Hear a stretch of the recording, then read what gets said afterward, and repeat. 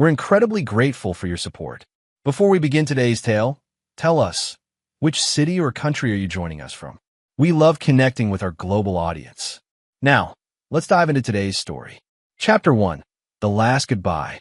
Rain pounded against the chapel windows as Damon Thorne stood beside his mother's casket. At 42, Damon had built his life on certainty and control. Standing at 6'2" with steel-gray eyes that rarely revealed emotion, he transformed his father's modest security firm into Thorne Defense Solutions, a company that provided cutting-edge security systems to government facilities. His reputation for brutal efficiency and uncompromising standards had earned him both respect and fear in the industry. Eleanor Thorne had been his anchor, the woman who raised him alone after his father's mysterious disappearance when Damon was just 10. She never remarried, dedicating her life to her only child.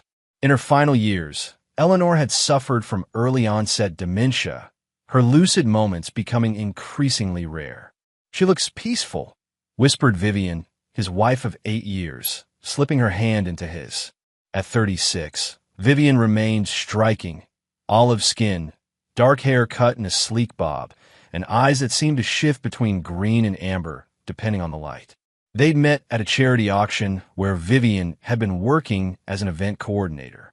Her intelligence and quiet confidence had drawn Damon to her immediately. "She wasn't peaceful at the end," Damon replied, his voice low. "The last time I visited, she grabbed my arm so hard it bruised. She was terrified of something." Vivian squeezed his hand. "The dementia. The doctors explained how it can cause paranoia." Damon nodded, but something nagged at him.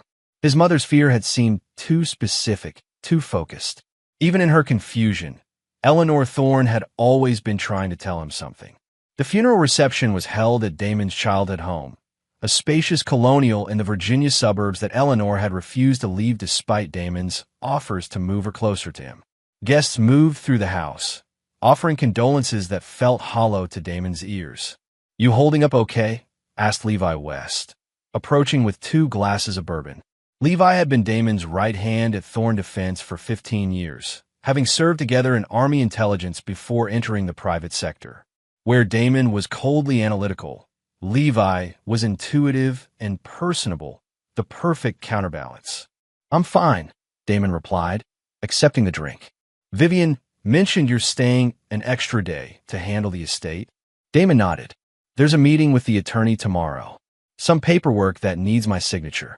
"Take all the time you need," Levi said, clapping him on the shoulder. "The Belmont contract is under control." As the reception wound down, Damon noticed Vivian checking her phone frequently, a slight frown creasing her forehead. "Everything okay?" he asked. "Just work," she replied quickly. "The Wellington fundraiser is in 2 weeks, and nothing's going according to plan." Vivian had started her own event planning business 3 years ago, specializing in high-profile political fundraisers. "You should head back to D.C. tonight," Damon suggested. "I'll wrap things up here tomorrow and be home by evening." Relief flickered across Vivian's face. "Are you sure?" "I'm sure. There's no reason for both of us to be away from work." After Vivian and the last of the guests departed, Damon walked through his mother's house, memories surfacing with each room.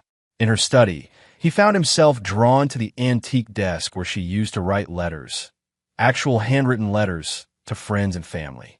On impulse, he opened the top drawer. Inside was a sealed envelope with his name written in his mother's unmistakable handwriting. The date on the envelope was just 3 weeks earlier, during what her caretaker had described as an unusually lucid day. Damon's heart pounded as he broke the seal and unfolded the letter. "My darling son, if you're reading this, I'm gone, and I've failed to tell you this in person. My mind betrays me most days, but today is clear, and I must warn you while I can. Don't trust your wife. She's not who you think she is. I've seen things, Damon. When you brought her to visit last Christmas, I caught her going through your father's old papers in the attic. When I asked what she was looking for, the look in her eyes, it was the same look I saw in the men who came asking questions after your father disappeared. I know this sounds like the ravings of an old woman, but please, if you've ever trusted me, investigate. Be careful. There are files hidden behind the loose brick in the basement, the one your father showed you as a boy. I love you." I'm sorry I couldn't protect you better. Mom. Damon read the letter 3 times, his mind racing. His mother's dementia had produced all sorts of delusions, but this was written during a lucid period. And she mentioned the loose brick, a hiding spot only he and his parents had known about. He folded the letter carefully and placed it in his pocket. Then he headed for the basement. Chapter 2: Hidden Truths. The basement air was thick with dampness as Damon ran his fingers along the old brick wall. The hiding spot had been a game when he was a child, his father's secret vault, where they'd leave messages for each other. He found the loose brick easily, as if his fingers remembered what his mind had nearly forgotten. Behind it was a small metal box, coated in decades of dust. Inside were several microfiche slides and a handwritten note from his father dated just days before his disappearance. Damon, if you're reading this, something has happened to me. What I've discovered puts us all at risk. Trust no one outside our family. The people involved will stop at nothing. The microfiche contains evidence. I'm meeting with a federal prosecutor tomorrow. If I don't return, take this to Agent Walsh at the FBI field office on your 21st birthday. Not before. It's too dangerous. I love you, son. Stay strong. Damon stared at the note, a hurricane of emotions breaking through his carefully constructed walls. His father hadn't abandoned them. He'd been trying to expose something dangerous enough to get him killed. And his mother had kept this secret all these years, protecting Damon by staying silent. He examined the microfiche slides, but had no way to view them. He carefully packed everything back into the box and concealed it in his luggage. Tomorrow, he'd find a way to see what was on those slides. In the morning, Damon met with his mother's attorney, a silver-haired man who had handled the Thorne family's legal matters for decades. Your mother made some unusual requests in the months before her death, the attorney said, sliding a document across the desk. She changed her will to place certain conditions on your inheritance. Damon raised an eyebrow. Conditions? The house and half her financial assets transfer to you immediately. The remainder is held in trust for 1 year, to be released only if you fulfill her request for an independent investigation into your father's disappearance. Damon's pulse quickened. Did she say why? The attorney hesitated. She mentioned having new information, but wouldn't elaborate. I assumed it was the dementia, but she was insistent. After signing the necessary paperwork, Damon drove to a specialty shop that could read the microfiche. What he found left him breathless. The slides contained classified intelligence reports about a deep-cover Soviet operation called Project Nevsky from the late 1970s, an operation to plant sleeper agents in the United States. His father, as a counterintelligence analyst, had apparently discovered evidence that some of these agents had remained active well after the Soviet Union's collapse. The final slide contained a list of suspected sleeper agents and their American aliases. 2 names on the list had been circled: Alexei Kovalev and Elena Petrova. Damon's mind raced as he drove back to D.C. His mother's warning about Vivian seemed paranoid, but combined with his father's notes and the microfiche, a disturbing possibility was taking shape. Could there be a connection between his father's discovery of Soviet sleeper agents and Vivian's interest in his family? When Damon arrived home, the house was quiet. He called out for Vivian, but received no answer. Making his way to their home office, he heard the distinct sound of a paper shredder. Vivian stood by the desk, feeding documents into the machine. She startled when she saw him. Damon, you're home early. She switched off the shredder, her smile not quite reaching her eyes. What are you shredding? He asked, keeping his voice casual. Just old bills, she claimed, closing the shredder's lid. No point keeping them around. How was the meeting with the attorney? Straightforward, he replied, studying her. Was there tension in her shoulders? A guardedness in her eyes that hadn't been there before? Or was he seeing threats where none existed because of his mother's letter? I'm going to shower, he said, needing time to think. In the bathroom, Damon leaned against the counter, weighing his options. Direct confrontation would be a mistake if there was any truth to his suspicions. He needed evidence, one way or the other. That night, Damon feigned sleep while Vivian read beside him. When her breathing deepened and her book slipped from her fingers, he carefully got out of bed. In the home office, he examined the shredder bin. The papers had been reduced to thin strips, impossible to reconstruct easily. But one strip caught his eye, the letterhead of Northvale Psychiatric Facility, where his mother had spent her final months. Why would Vivian be shredding correspondence from his mother's care facility? Damon moved to Vivian's laptop, but it was password protected. Instead, he began a methodical search of the office, checking for hidden compartments or secret caches, techniques he'd learned in his military days. Behind a false panel in Vivian's desk drawer, he found a burner phone and a small key. The phone was dead, but the key looked like it might fit a safe deposit box. Or a safe. A memory surfaced from when they'd first bought the house. The home inspector had mentioned an old coal room in the basement that had been sealed off during renovations. Damon had never given it much thought. Armed with a flashlight, he made his way to the basement. The renovated space served as a wine cellar and storage area, but one wall had always seemed out of place. Examining it closely now, Damon noticed subtle signs of a concealed door, the kind of details his security work had trained him to spot. It took him 20 minutes to find the hidden latch mechanism. The door swung open, revealing a small, concealed room. Inside was a safe bolted to the floor. Damon's heart pounded as he tried the key. It fit perfectly. Inside the safe were multiple passports, 5 in total, all with Vivian's photograph but different names. Elena Petrova, Sofia Markov, Natalia Orlova, Ivana Kurilenko, Katerina Sokolova, Elena Petrova. The same name circled in his father's microfiche. There were also bundles of cash in various currencies, several encrypted USB drives, and a small pistol with a silencer. As Damon took photos of the contents with his phone, the basement light suddenly switched on. I really wish you hadn't found those. Vivian's voice was different, harder, with the faintest trace of an accent he'd never noticed before. When he turned, she stood in the doorway, her expression cold and calculating. She wasn't alone. Behind her stood a man Damon recognized as Vincent Mercer, a State Department official he'd met at several of Vivian's events. "We try to warn your mother, too," Mercer said, raising what appeared to be a stun gun. "She should have minded her own business. Like father, like son." In the split second before Mercer fired, Damon noticed something fall from Vivian's hand, a syringe. They weren't planning to kill him. Whatever they had planned was likely much worse. Damon dove to the side as Mercer fired, the stun gun's probes missing him by inches. In one fluid motion, he grabbed the pistol from the safe and fired twice. The silenced shots caught Mercer in the chest, sending him crumpling to the floor. Vivian was already running. Damon pursued her up the basement stairs, his mind ice-cold with fury and focus. In the kitchen, she grabbed a knife and now faced him with the practiced stance of someone trained in combat. "Don't make this harder than it needs to be, Damon," she said, her American accent completely gone now, replaced by a Russian one. "We can still salvage this." "Who are you?" he demanded, keeping the gun trained on her. "You know who I am," she replied. "I'm your wife." "My wife doesn't exist," Damon said. "Elena Petrova, I presume?" A flicker of surprise crossed her face. "How did you?" "My father figured it out 30 years ago, before your people killed him." Understanding dawned in her eyes. "The microfiche. That's what Eleanor was trying to tell me about. Why our family? Why me?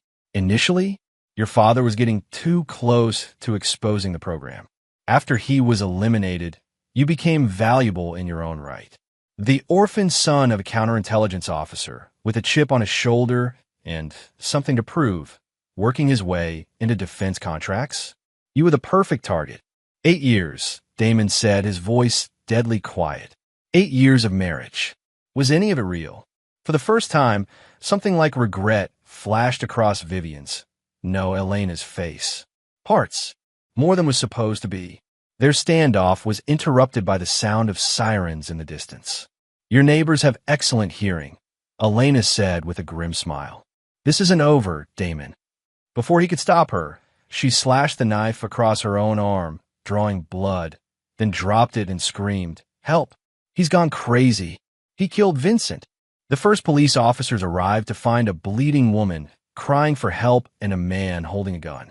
Despite Damon's attempts to explain, He was handcuffed and taken into custody, watching helplessly as Elena was treated as the victim, her eyes meeting his with cold triumph as the ambulance doors closed between them. Chapter 3. Wheels Within Wheels. The interrogation room at the D.C. Metropolitan Police Department was deliberately uncomfortable. Hard chair, harsh lighting, and the constant sense of being watched. Damon sat perfectly still, his face betraying nothing as Detective Adelaide Foster reviewed his statement for the third time. So you're claiming your wife of 8 years is actually a Russian sleeper agent who married you to access classified information through your company, she summarized, skepticism heavy in her voice. And this Vincent Mercer, a respected State Department official, was her handler whom you shot in self-defense. That's correct, Damon replied evenly. And your evidence is a letter from your recently deceased mother who suffered from dementia. Some microfiche your father supposedly left before disappearing 32 years ago, and passports you found in a secret room that our officers couldn't locate during their search of your home. Damon met her gaze. The room is there. The safe is there. Your officers didn't find it because they weren't looking for it, or because it doesn't exist, she countered.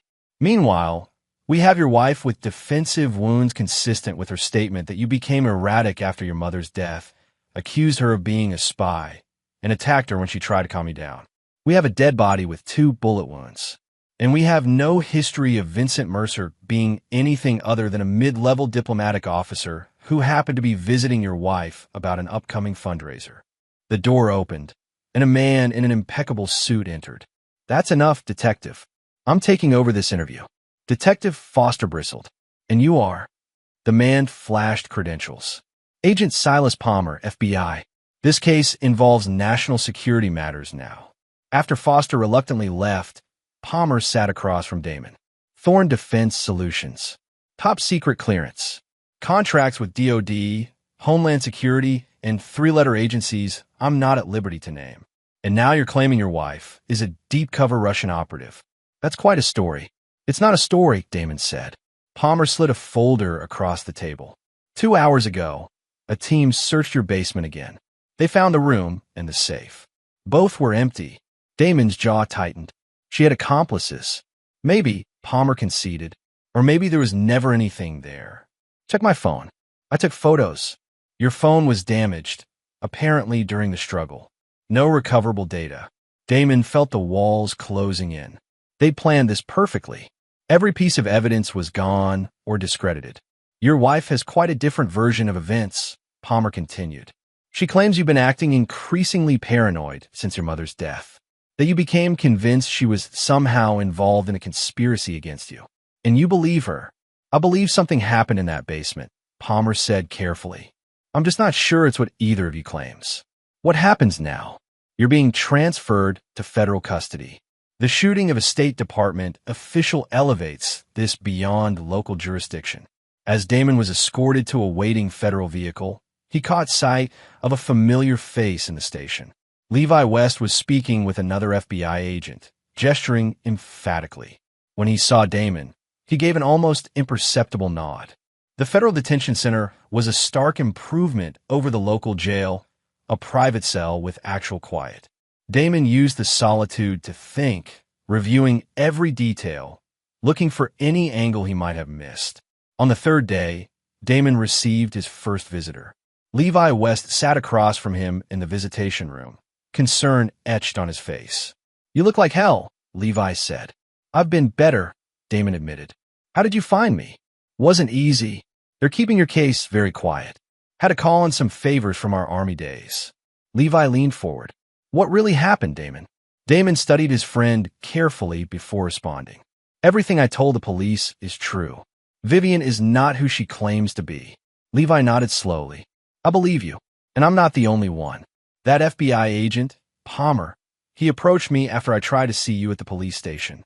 He's suspicious about how quickly certain departments move to contain this situation. He thinks there's a cover-up. He didn't say that explicitly, but he asked a lot of questions about your wife's connections to government officials through her event planning business. Hope flickered in Damon's chest. What about the company? Managing as best we can. The news of your arrest hasn't broken widely yet, Someone's keeping a tight lid on it. I need you to do something for me, Damon said quietly. It's risky. Name it. My mother's house in Virginia. In the basement, behind a loose brick, there's a metal box with microfiche. It's the only evidence I have left. Levi's expression turned grim. The house was broken into yesterday. Your mother's attorney called me. The place was ransacked. Damon closed his eyes briefly. Of course Elena would cover all bases. But, Levi continued with a small smile, I made a copy of your father's case file years ago, when you first brought me into the company. I always wondered why he disappeared. The file doesn't have a microfiche, but it has his notes about Project Nevsky and the names he was investigating. For the first time in days, Damon felt a spark of hope. Get that file to Palmer. And Levi, watch your back. These people are professionals, and they've had decades to embed themselves. After Levi left, Damon was returned to his cell. That night, he was awakened by the sound of his cell door opening. Agent Palmer stood in the doorway with another agent. On your feet, Thorne. You're being moved. Where to? Somewhere we can talk securely. Palmer's voice was barely above a whisper. Your friend Wes came through with some very interesting reading material. They escorted Damon to an unmarked SUV. As they drove through the dark streets of D.C., Palmer explained the situation. Vincent Mercer's autopsy revealed something unexpected, a Soviet-era dental implant technique that was only used for their elite intelligence officers. We've been quietly investigating him for months as part of a counterintelligence operation. Your shooting him forced us to accelerate our timeline. And Vivian, Elena Petrova, Palmer corrected. We've confirmed her identity through facial recognition against KGB archives. She's a second-generation operative, born to deep-cover agents, raised in America, but trained during overseas study abroad programs. The perfect sleeper. Why are you telling me this now? Because we need your help to catch her and her network. She thinks you're out of the game, locked up and discredited. That makes you our best asset. What's the plan? We're going to let you escape. Chapter 4. The Hunter. The safe house in rural Pennsylvania was modest. A 2-bedroom farmhouse surrounded by acres of empty fields. Perfect sight lines in all directions. No neighbors to ask questions. Damon stood by the window, watching as Palmer and the rest of the FBI team set up surveillance equipment. It had been 3 days since his staged escape from federal custody, an event now making headlines across the country. Defense contractor accused of murder escapes during transport. The manhunt was the perfect cover. While authorities publicly searched for him, Damon was working with a select counterintelligence team to unravel Elena's network. Your wife has been busy, Palmer said, joining him at the window. Since your arrest, she's contacted 17 individuals we now believe are part of her network. Diplomats, military contractors, congressional staffers. She's activating contingency plans, Damon replied. Securing whatever intelligence she's gathered, preparing extraction routes. But she hasn't left the country. In fact, she's been remarkably public, giving tearful interviews about her fears that her disturbed husband might return to harm her. She's playing the victim while she ties up loose ends, Damon said. Elena knows I had evidence, but doesn't know exactly what or where is now. She needs to ensure anything that could expose their operation is destroyed before she disappears. She's also liquidating your assets, emptying accounts, selling properties. Damon's jaw tightened. She had access to everything. Not quite everything, Palmer said, sliding a folder across the table. Your military pension and a safety deposit box in Arlington remain untouched. She either doesn't know about them or couldn't access them. The safety deposit box. Damon had almost forgotten about it. He'd opened it years ago, after a particularly close call during a security consultation in Baghdad. It contained emergency cash, a clean passport, and a key to a storage unit in West Virginia where he kept survival supplies and weapons. Insurance against a world that could turn hostile without warning.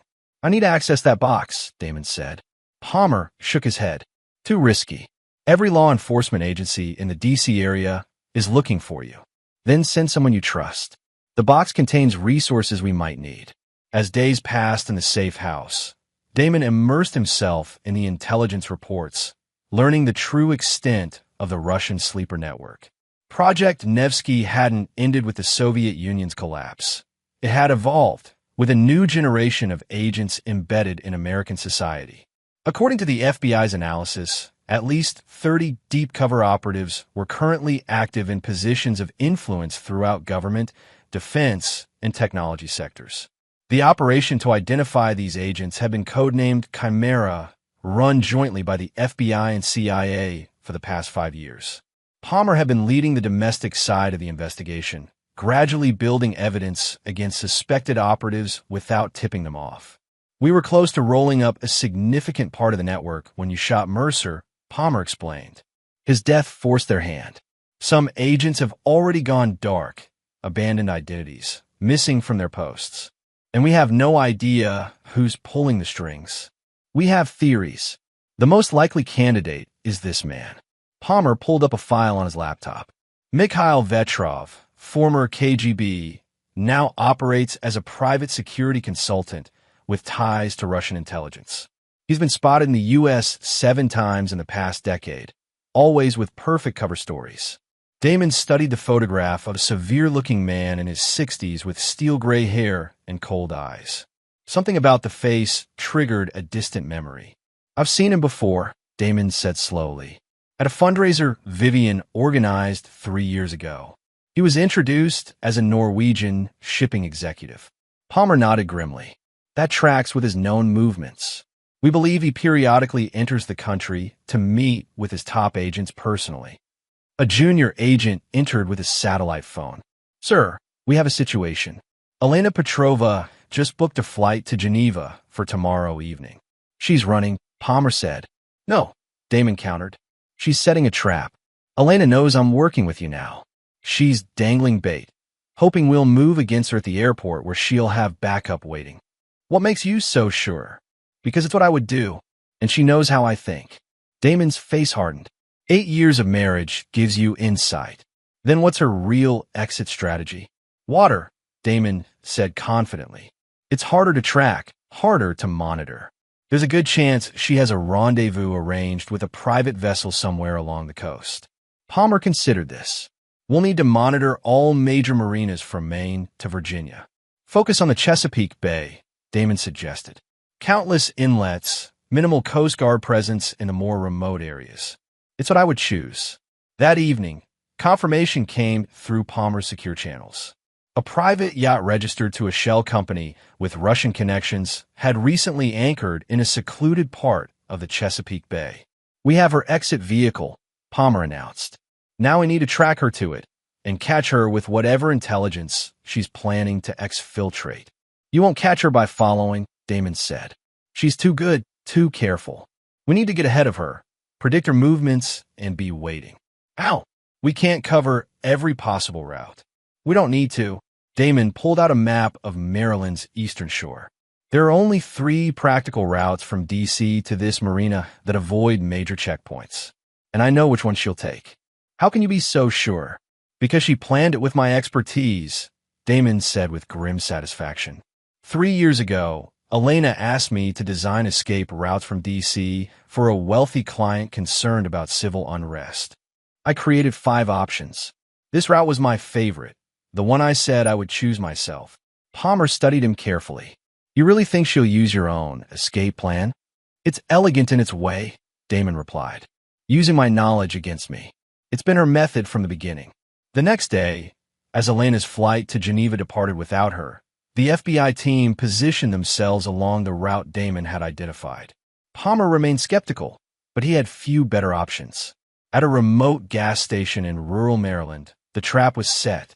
Damon, disguised and positioned inside the store, watched as a silver SUV with diplomatic plates pulled in for fuel shortly after midnight. Elena emerged from the passenger's side, her hair now blonde and cut short. The driver remained in the vehicle. Target confirmed, Damon whispered into his concealed microphone. She has one visible accomplice. Proceeding as planned. As Elena entered the store to pay for the fuel, Damon brushed past her, slipping a tracking device into her coat pocket. Their eyes met for the briefest moment, hers widening in shock before her training reasserted control. By the time she reached for the weapon in her purse, Damon was already out the back door, disappearing into the darkness. Tracker is live, Palmer confirmed through Damon's earpiece. We have her. From their mobile command center, they watched as the SUV continued toward the Chesapeake. Rather than attempting an arrest on the road, which could turn deadly, Palmer's team prepared to intercept them at the marina. She recognized me, Damon said. She'll be suspicious, checking for surveillance. That's the beauty of this new tracker, Palmer explained. It transmits in bursts every 15 minutes rather than continuously. Much harder to detect with standard countermeasures. The SUV took an unexpected turn, deviating from the anticipated route. She's made us, one of the agents announced. No, Damon corrected, studying the map. She's being thorough. This is a counter-surveillance route. Loops back to the main road after 5 miles. I included it in my original plan. Sure enough, after a series of confusing turns designed to shake any tail, the SUV returned to the primary route toward the marina. When they were 10 minutes out, Palmer mobilized his team. Remember, we need her alive, he instructed. She's more valuable as an intelligence asset than a conviction. The operation went almost perfectly. As Elena and her companion approached the dock, FBI agents swarmed from concealed positions. The driver, identified later as another Russian operative named Konstantin Baranov, was killed in the ensuing gunfight. Elena was captured, but not before destroying a thumb drive containing what they presumed was the intelligence she planned to exfiltrate. As agents secured the scene, Damon approached the yacht. Something seemed off about the vessel, too obvious, too perfectly aligned with their intelligence. Palmer, he called out, this feels wrong. Before Palmer could respond, a burst of automatic gunfire erupted from a nearby fishing boat that had appeared unremarkable in the darkness. 3 agents fell immediately. It's an ambush, Palmer shouted, diving for cover. In the chaos that followed, Elena broke free from her captors, sprinting toward the fishing boat. Damon pursued, ignoring Palmer's shouts to take cover. As Elena leapt from the dock, Damon tackled her, both of them tumbling into the cold waters of the Chesapeake. Underwater, they grappled fiercely. Elena's training was evident in her precision and strength, but Damon's raw power and rage gave him the advantage.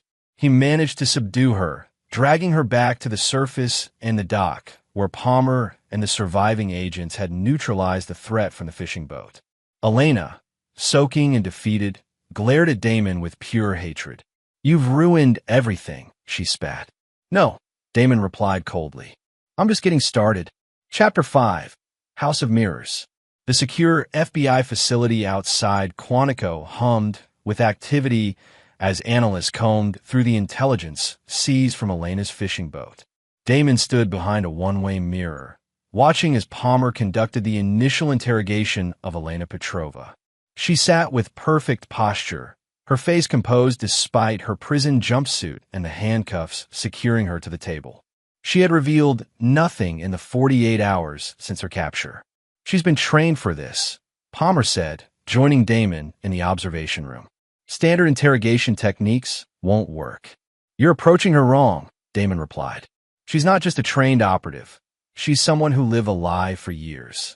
The psychological strain of maintaining a false identity that long changes a person. There are cracks in her armor if you know where to look. And you think you know? I was married to her for 8 years.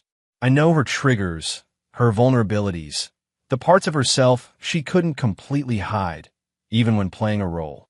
Palmer considered this. What do you suggest? Let me talk to her. That's against protocol. You're a civilian witness, not an agent. You've gotten nowhere in 2 days. What do you have to lose? After consultation with his superiors, Palmer reluctantly agreed. Damon was wired with a concealed microphone and given strict parameters for the conversation. When Damon entered the interrogation room, Elena's mask of indifference slipped momentarily, revealing genuine surprise before she regained control. Hello, Elena, Damon said calmly, taking the seat across from her. My name is Vivian, she replied automatically. No, it isn't. Damon placed a file on the table. Your real name is Elena Ivanovna Petrova, born in Leningrad in 1985 to Katia and Ivan Petrov, both deep-cover KGB operatives assigned to the United States in 1979. You were raised in Seattle under the name Emily Wilson, attended Stanford University, where your study abroad programs in Europe were actually training sessions with Russian intelligence. Elena's expression remained neutral, but Damon caught the slight twitch in her left eye, a tell he'd noticed years ago when she was genuinely rattled. "I don't know what you're talking about," she said. "Your parents were extracted back to Russia in 2006 after Ivan developed cancer. They currently live in a government-provided apartment in Moscow. Your mother teaches English at a private academy. Your father died in 2018. Now Elena's composure fractured visibly. "How do you know about your parents?" "The same way I know about your childhood dog, Misha, or the scar on your right knee from falling off a bicycle when you were 9, or how you can't stand the smell of anise because it reminds you of medicine your grandmother used to give you." These were details Elena had shared during their marriage, personal touches to make her cover identity more authentic. The fact that they were actually true made her performance more convincing. "What do you want?" she finally asked, her accent now fully Russian. "The truth. All of it. Starting with my father." Elena studied him for a long moment. "Your father discovered Project Nevsky just as the Soviet Union was collapsing. He identified several deep-cover agents, including my parents. He was going to expose the entire program. So he was killed." "Yes. On whose orders?" "Mikhail Vetrov. He was the KGB resident for the eastern United States at the time. Now he runs the entire sleeper program." "And my mother? Why was she allowed to live?" Initially, she knew nothing specific. By the time she began to suspect the truth years later, you had already become a person of interest due to your work in defense contracting. Eliminating her would have drawn unwanted attention. "So they sent you to marry me instead?" Elena's eyes met his directly. "Yes. My assignment was to gain access to your classified work and identify vulnerabilities in the security systems you designed." "For 8 years." "Yes." Damon leaned forward. "Did you ever actually care? Or was it all an act?" For the first time, Elena's composure faltered completely. "It was supposed to be just an assignment. You were just a target." She paused, conflict visible on her face. "But living with someone for years, it becomes complicated. Not complicated enough to stop you from planning to disappear with everything you stole from me. That was always the endgame, Damon. Extract the intelligence and return home. And if I had discovered the truth sooner, would you have killed me like my father?" Elena didn't answer immediately. "That was the contingency plan, yes. But I argued against it. I convinced Vetrov that maintaining cover and continuing the intelligence gathering was more valuable than eliminating one potential threat." Damon absorbed this with cold detachment. "Where's Vetrov now?" "I don't know. We communicate through cutouts and dead drops. I haven't seen him in person in over a year." "What about the rest of your network? The other sleeper agents?" Elena smiled thinly. "I've told you enough for today." Over the following weeks, Elena provided carefully measured information, enough to appear cooperative without compromising the most valuable assets in her network. Each revelation was verified against existing intelligence, building a clearer picture of the Russian operation. Meanwhile, Damon struggled with the aftershocks of betrayal. Every memory of his marriage was now tainted, every moment of intimacy revealed as calculation. At night, in the small apartment the FBI had arranged for him, he pored over case files, searching for connections and patterns the analysts might have missed. One morning, Palmer arrived with troubling news. "We have a problem. The evidence against Elena is being questioned by certain officials in the Justice Department. There's pressure to classify this entire case on national security grounds." "Meaning what?" "Meaning someone powerful wants this buried. We think at least one of the sleeper agents has enough influence to interfere with the prosecution." "You're saying she might walk?" "Not walk exactly, but potentially be traded back to Russia in a quiet prisoner exchange rather than facing trial here. Which means we lose our best source of information about the network." Damon processed this, fury building inside him. "What about the evidence from the fishing boat?" "Most of it is technical intelligence, security protocols, system vulnerabilities. Valuable, but not directly incriminating for the wider network of agents. Then we need something more damning. Something that can't be buried. Like what? Like Vetrov himself. Damon's eyes gleamed with dangerous intensity. Elena is a valuable asset, but she's ultimately just an operative. Vetrov is the mastermind. If we capture him on American soil, this whole case becomes too big to disappear. And how exactly do we catch a ghost who's eluded intelligence agencies for decades? By giving him something he can't resist, Damon said. Me? The plan that emerged was audacious and extremely high risk. Using carefully controlled leaks, they would create the impression that Damon had accessed a complete list of Russian sleeper agents from his father's old files. Information so damaging that it threatened the entire network. Vetrov will have to respond, Damon explained. He can't risk exposure of assets he spent decades cultivating. He'll either send a team to eliminate me or come himself to assess the situation. And if he sends assassins rather than coming personally, then we capture them and use them to get to him. One way or another, Vetrov shows himself. Palmer was skeptical, but saw few alternatives as political pressure mounted to resolve the case quietly. With reluctant approval from FBI leadership, Operation Mirror was launched. The bait was set through a series of calculated moves. First, Damon was publicly released from custody, with leaked reports suggesting he had been cleared of all charges due to new evidence he had provided to authorities. Then, he returned to his company, Thorn Defense Solutions, announcing a new security protocol he was developing based on recently discovered family documents. For 2 weeks, Damon lived in careful visibility, following predictable patterns while under constant FBI surveillance. He visited the same coffee shop each morning, worked late at his office, and took evening runs along a predictable route in Rock Creek Park. The response, when it came, was both swift and unexpected. Not assassins in the night, but a simple phone call to Damon's direct line at Thorn Defense. "Mr. Thorn," said a heavily accented voice, "I believe we have mutual interest to discuss. The Huntington Hotel, room 712, tonight at 9 p.m. Come alone, or certain unfortunate videos of your wife might find their way to your federal friends."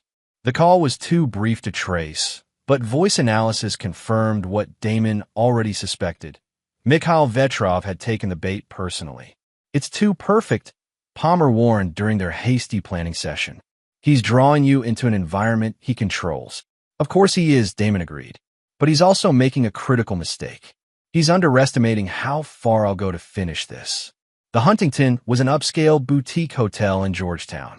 Room 712 was a corner suite with 2 possible access points, the main door and a connecting door to room 710. FBI surveillance confirmed Vetrov had booked both rooms under different aliases. "We'll have teams covering all exits and adjacent rooms," Palmer explained. "But we can't risk having agents too close.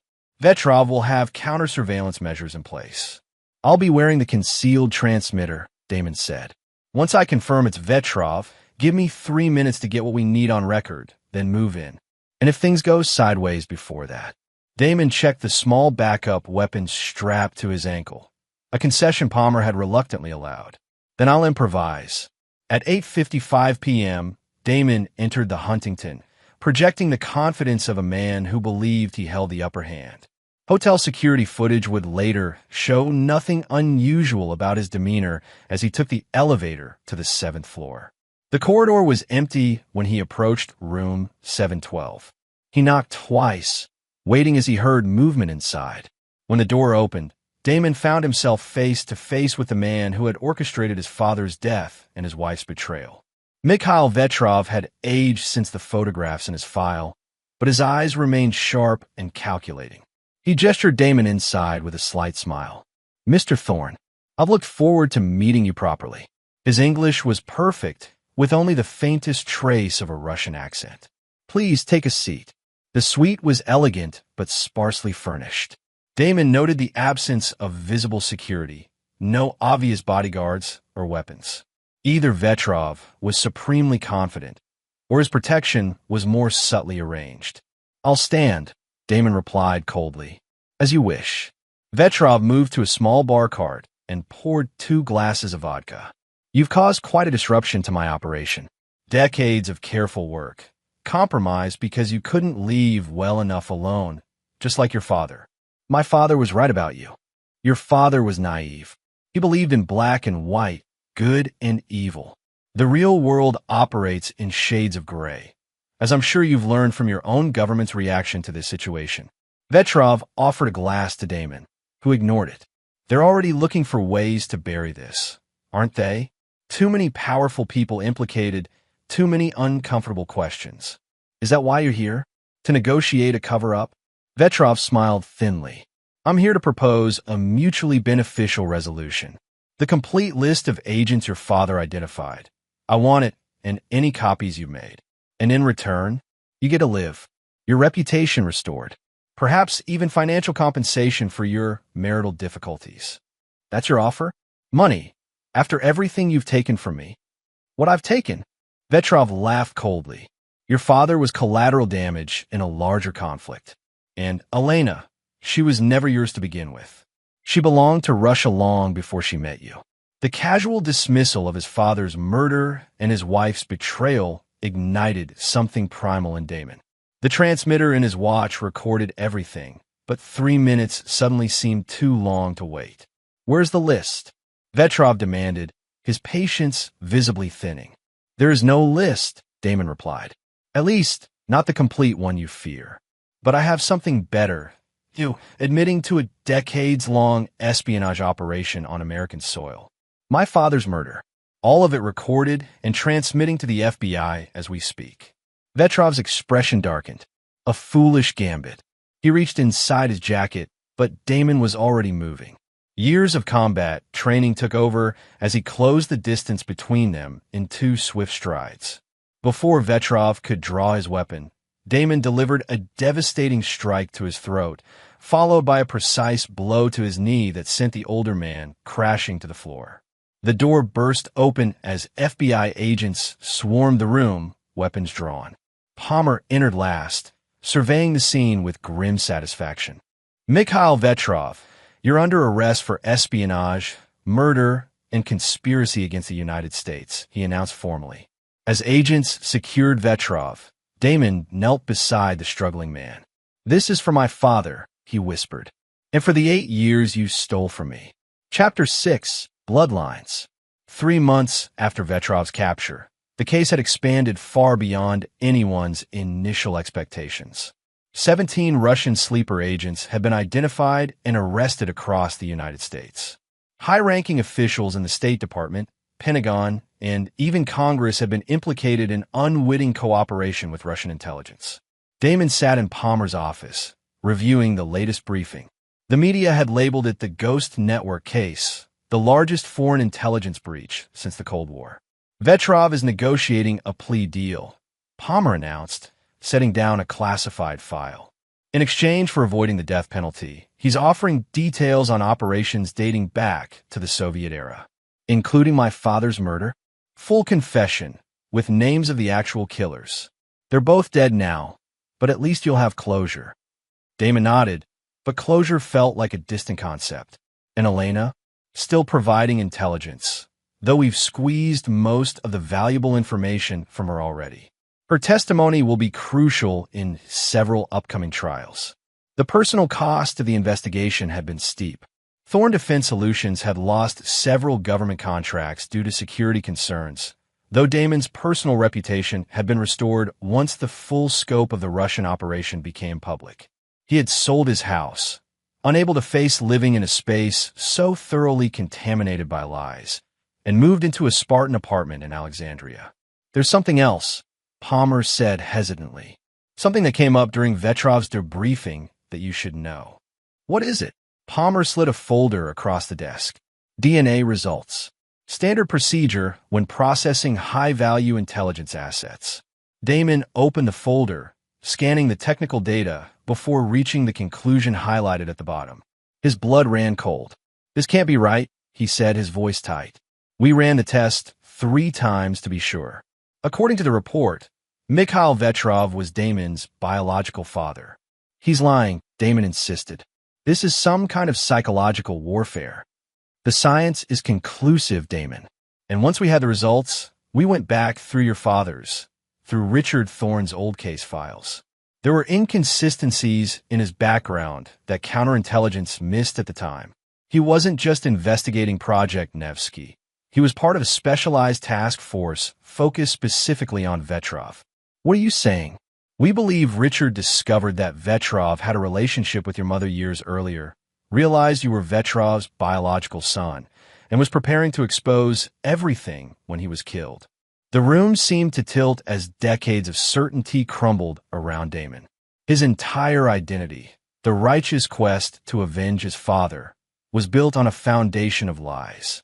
Does Elena know? Not yet. This information is extremely compartmentalized. Damon stood abruptly. I need to speak with him. That's not advisable. I wasn't asking permission. Special arrangements were made for Damon to meet with Vetrov at the secure facility where he was being held.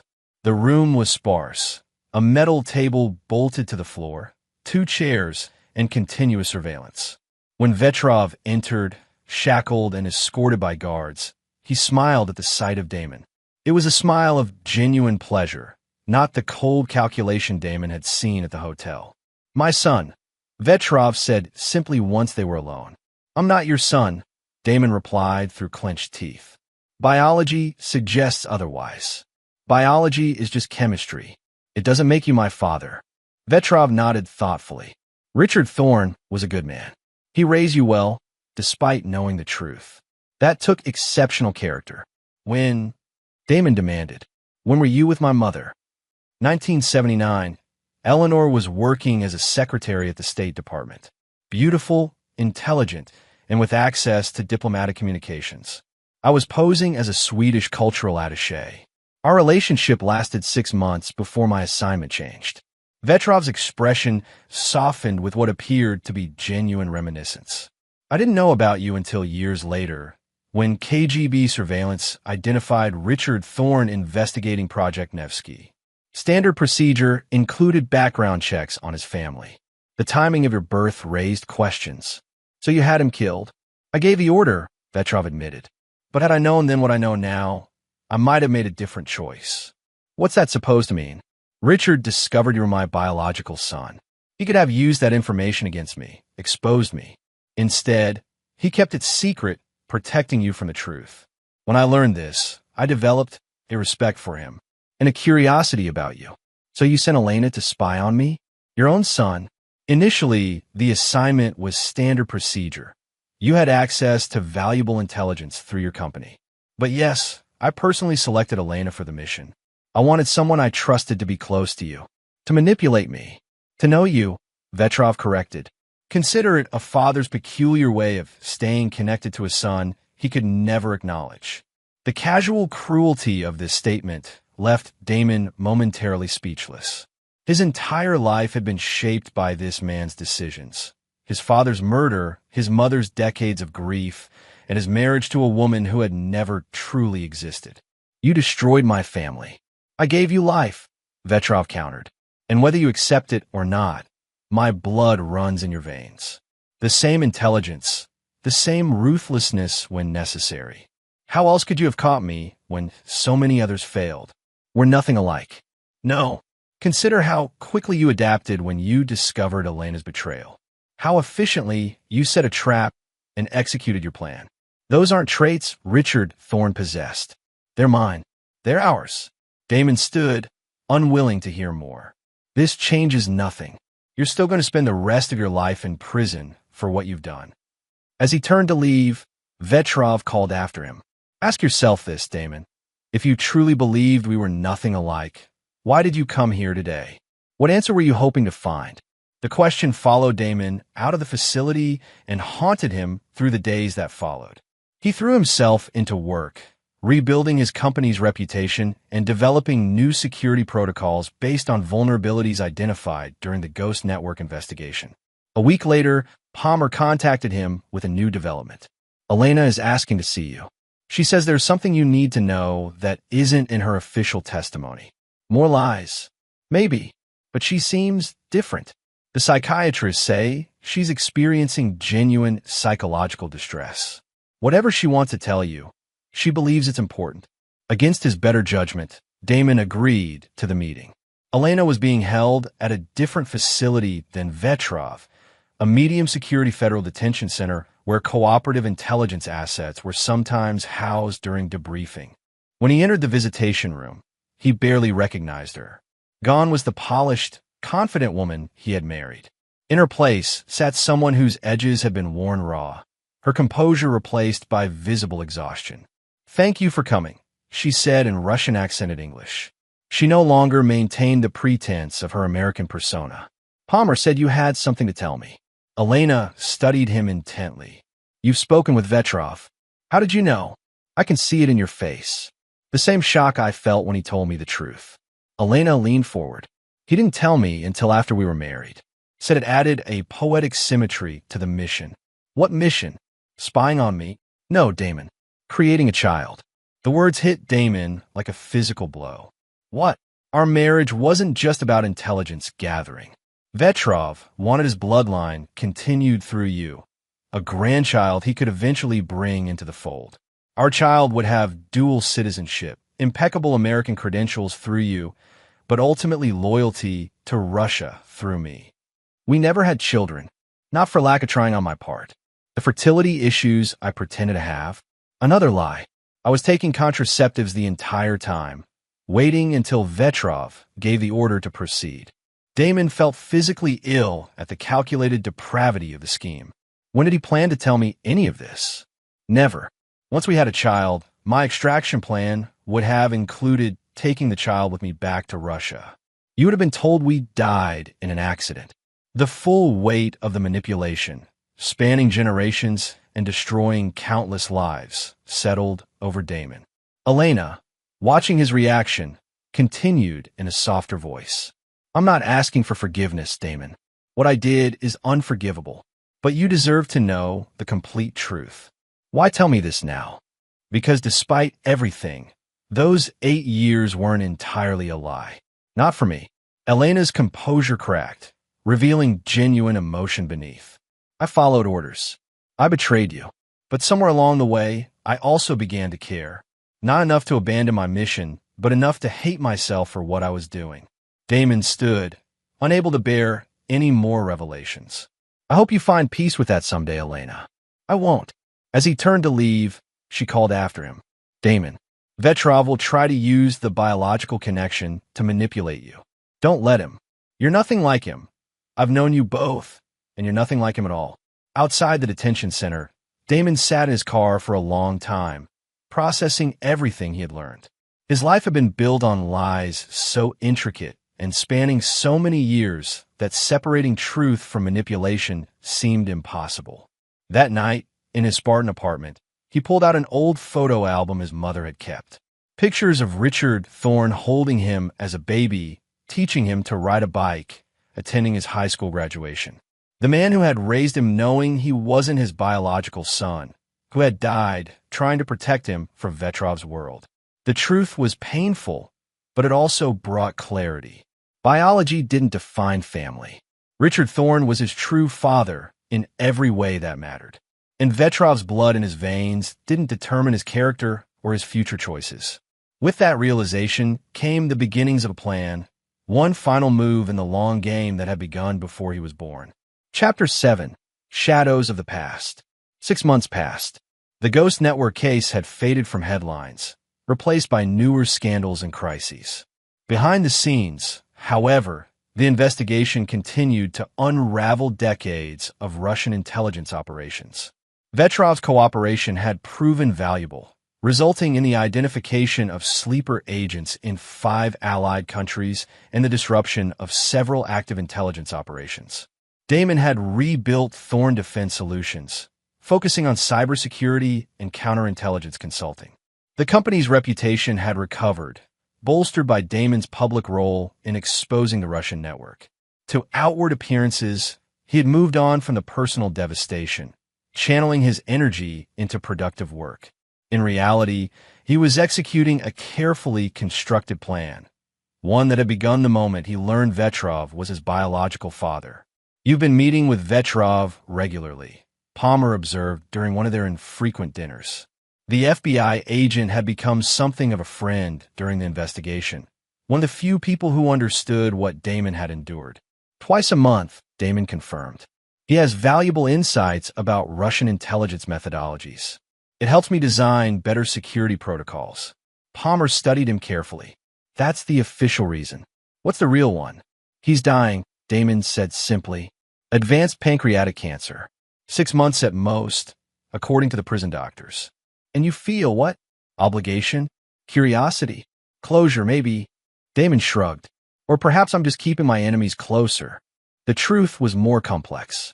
Through careful cultivation of their relationship, Damon had earned Vetrov's trust, or at least as much trust as a lifelong spy master could offer. The older man, facing mortality, had become increasingly willing to share details about his operations, his methods, and a network of loyalists who remained at large. In Vetrov's mind, he was passing on his legacy to his son. In Damon's, he was gathering intelligence for a final reckoning. What about Elena? Palmer asked, still refusing to see her. Nothing to say. Damon's tone made clear the subject was closed. Elena had been transferred to a witness protection program after her testimony secured convictions against several high-ranking collaborators. Her new identity and location were closely guarded secrets, even from Damon, who had shown no interest in her fate. After dinner, returning to his apartment, Damon received a call on a secure line few people possessed. It's done, Levi West said without preamble. The Norway connection is confirmed. Our friend there has agreed to the arrangement. Good. Timeline: 3 weeks. Any chance you'll tell me what this is about? Plausible deniability, Levi. The less you know, the better. The following day, Damon visited Vetrov at the secure medical facility where he'd been transferred as his condition worsened.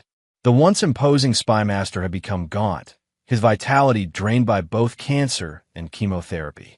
My son, Vetrov greeted him, the term still grating on Damon's nerves despite months of hearing it.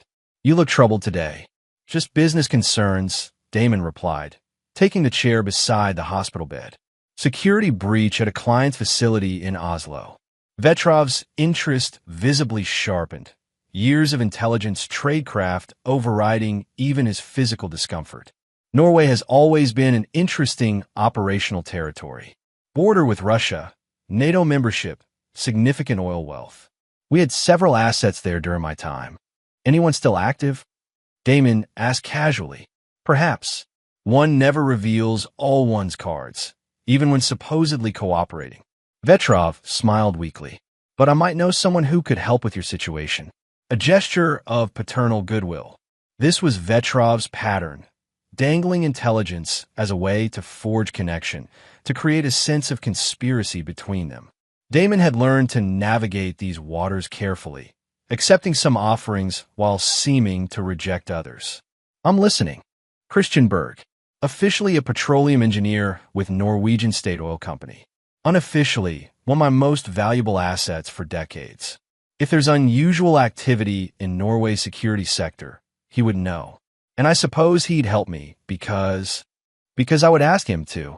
Vetrov's pride in his lingering influence was evident.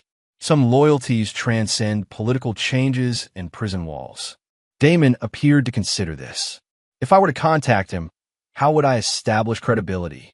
Tell him, the Falcon remembers Minsk in winter. He'll understand. Vetrov studied Damon closely. But be careful. Berg is from the old school. Ruthless when necessary. Like father, like son? Damon suggested with calculated ambiguity. Vetrov smiled, pleased by what he interpreted as acceptance of their connection. Precisely. Over the next 3 weeks, Damon maintained his normal routine while finalizing preparations. He visited Vetrov twice more, each time extracting additional information about the remaining network of loyalists, names, locations, communication protocols. Information that Vetrov believed would help Damon establish himself within that network after his death. The day before his planned departure for Oslo, Damon received an urgent call from Palmer. Vetrov's condition has deteriorated rapidly.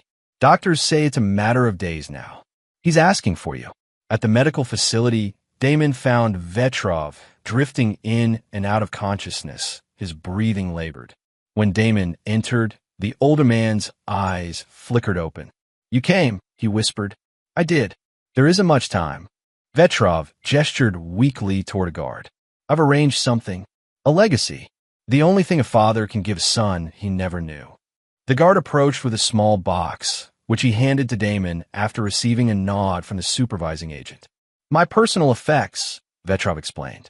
"Nothing of obvious intelligence value, so they've allowed me to designate a recipient." "Open it." Inside was a collection of seemingly innocuous items.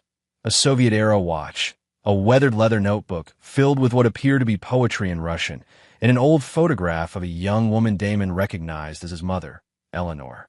"The watch contains a microdot under the faceplate," Vetrov said quietly. "Account numbers, access codes. Resources I kept hidden from both sides. Enough to finance whatever future you choose." Damon stared at the items, understanding the significance of what Vetrov was offering. Not just money, but entry into a shadow world, a continuation of Vetrov's legacy through him. "And if I choose a different path than yours?" Vetrov's laugh turned into a painful cough. "Then you're truly your mother's son as well. The choice is yours. That's my final gift to you, freedom to choose." Later that night, in his apartment, Damon examined the watch carefully. Using precision tools, he removed the faceplate and found exactly what Vetrov had described, a microdot containing banking details for accounts in Switzerland, Singapore, and the Cayman Islands. Accounts that had likely gone undiscovered during the investigation. He photographed the information, then reassembled the watch and placed all the items back in the box. Whatever his feelings toward Vetrov, these were pieces of his history, complicated, painful, but his. The following morning, Damon boarded a commercial flight to Oslo using his own passport and making no attempt to conceal his travel. If anyone was watching, either Russian intelligence or FBI counterintelligence, his movements would appear transparent and legitimate. Thorn Defense Solutions had recently established a satellite office in Oslo, providing perfect cover for his visit. In Oslo, Damon checked into the Grand Hotel and spent the first day in visible business meetings at his company's office. That evening, he followed Vetrov's instructions, making contact with Christian Berg at a specific restaurant known for its discretion. Berg was in his 60s, with the weathered complexion of someone who had spent time on oil platforms despite his executive position. His handshake was firm, his eyes evaluative as Damon delivered Vetrov's passphrase. "So you're Mikhail's son," Berg said in lightly accented English once they were seated in a private dining room. "He told me about you years ago. I didn't believe it then, but you believe it now. You have his eyes. That particular shade of gray. I've only seen it in the Vetrov bloodline." Berg studied him carefully. "What exactly do you want from me, Mr. Thorn?" "Information, initially. Guidance, potentially." Damon maintained the persona he had carefully constructed for this meeting. A man coming to terms with his true heritage, cautiously exploring connections to his biological father's world. "And why should I help you?" "Because Vetrov is dying, and he asked you to. Because whatever loyalty you feel toward him, he clearly expects it to transfer to me." Damon leaned forward. "And because I have resources that might benefit us both." Berg's expression remained neutral, but interest flickered in his eyes. "What kind of resources?" "Financial, for one." Vetrov provided access to accounts unknown to American authorities. For the next hour, Damon navigated a careful conversation, establishing credibility without committing himself too deeply, expressing curiosity about Berg's operations while revealing little about his own intentions. By the end, Berg seemed cautiously receptive. "There's an event tomorrow night," Berg said as they prepared to leave. "A reception at the Russian trade mission. Several people who shared your father's perspective will be there. Perhaps you'd like to attend as my guest." "I would." "Good. And Mr. Thorn? Come armed. Old habits die hard in our circle." Back at his hotel, Damon encrypted and sent a brief message to a secure server. Contact established. Proceeding to Phase 2.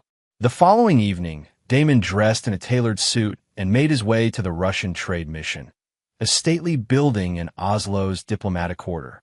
As Berg's guest, he passed security with minimal scrutiny, though he noted the careful assessment by guards who were clearly more than standard diplomatic security.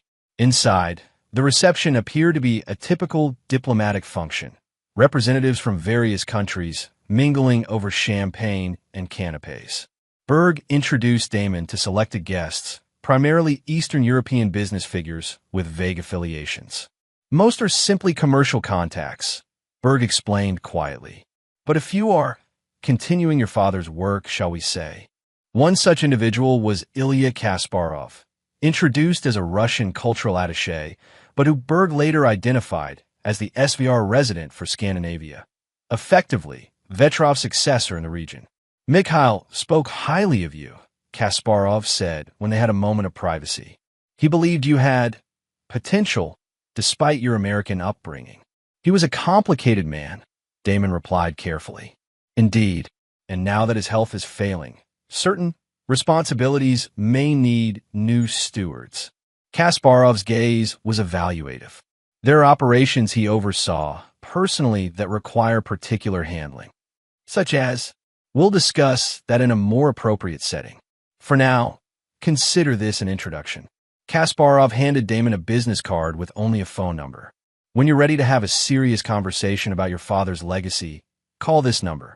As the evening progressed, Damon was introduced to 3 more individuals: a Serbian businessman, a Czech diplomat, and a German banking executive, all part of Vetrov's extended network. Each interaction followed a similar pattern: veiled references to Vetrov, subtle assessments of Damon's potential value, and cautious invitations to further contact. By midnight, when he left the reception, Damon had accomplished his first objective, establishing himself as Vetrov's son and potential heir to his intelligence network. As he walked back toward his hotel through Oslo's quiet streets, he felt a prickling sense of being watched. Turning down a narrow side street, he deliberately slowed his pace. When footsteps quickened behind him, he was ready. In one fluid motion, he spun and caught his follower by surprise, a man in a dark coat who reached inside his jacket too late. Damon slammed him against the brick wall, twisting the man's arm until a small pistol clattered to the pavement. "Who sent you?" Damon demanded in Russian. The man's eyes widened in surprise at the language choice. "Test protocol," he gasped. "Standard procedure for new contacts." "Kasparov." "Berg," he said to apply pressure. "See how you react." Damon released him slightly. "And what will you tell him?" "That you have your father's instincts."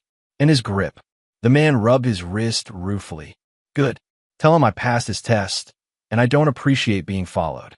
Next time, I won't be so gentle."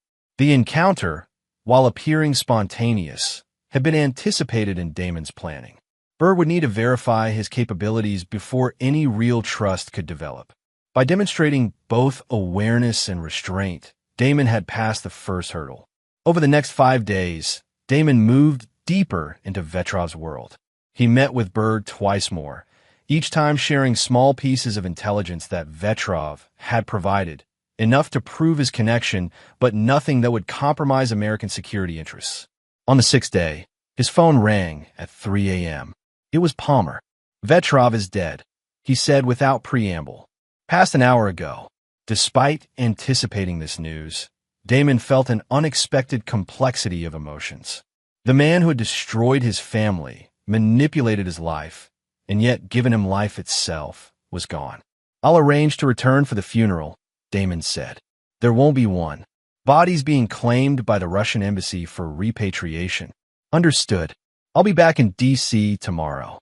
Before he could hang up, Palmer added, "Damon, whatever you're doing in Oslo, be careful. You're walking a fine line." "Always." That morning, Damon received another call, this one from Kasparov. "You've heard the news?" "Yes. There will be a private memorial tonight. Diplomatic residence. 8 p.m. Certain matters regarding succession will be discussed." Kasparov paused. "Your presence would be appropriate." "I'll be there." The Russian diplomatic residence was a 19th-century mansion on the outskirts of Oslo. Security was tight but discreet. Men with the unmistakable bearing of intelligence operatives positioned throughout the grounds. Inside, about 30 people had gathered, a mix of official diplomats and others Damon recognized from Vetrov's network. The atmosphere was subdued, but not solemn. This was a professional acknowledgement rather than personal grief. Kasparov led the proceedings, speaking briefly about Vetrov's contributions to Russian intelligence over 5 decades. Then, with practiced diplomatic skill, he separated the gathering into smaller groups. Those with genuine diplomatic credentials drifting toward the formal reception rooms, while a core group of about a dozen were directed to a wood-paneled study. "Gentlemen," Kasparov began once the door was closed. "With Mikhail's passing, certain operational structures require reorganization. He personally managed several high-value assets and operations, particularly legacy networks from the Soviet era." His gaze settled on Damon.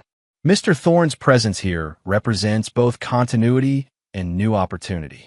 As Mikhail's son, he has a unique perspective, American by citizenship, but connected to our interests by blood." The implication was clear. Damon was being positioned as a potential bridge between Vetrov's old network and future operations.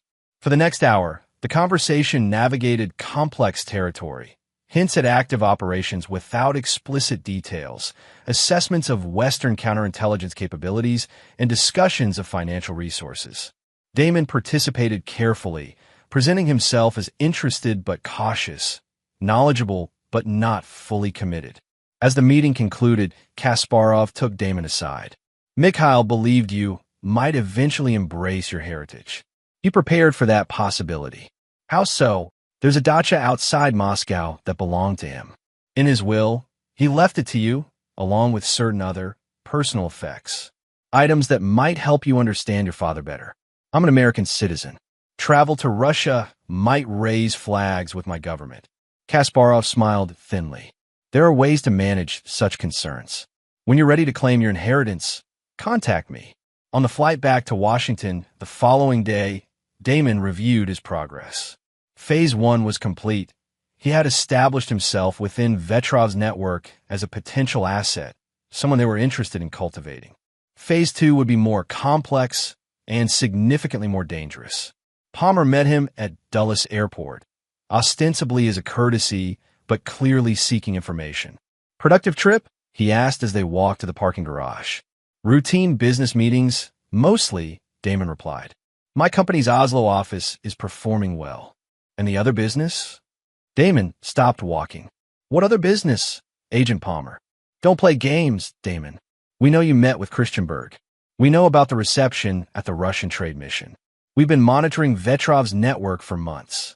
Then you know I've done nothing illegal or compromising to national security." Palmer studied him carefully.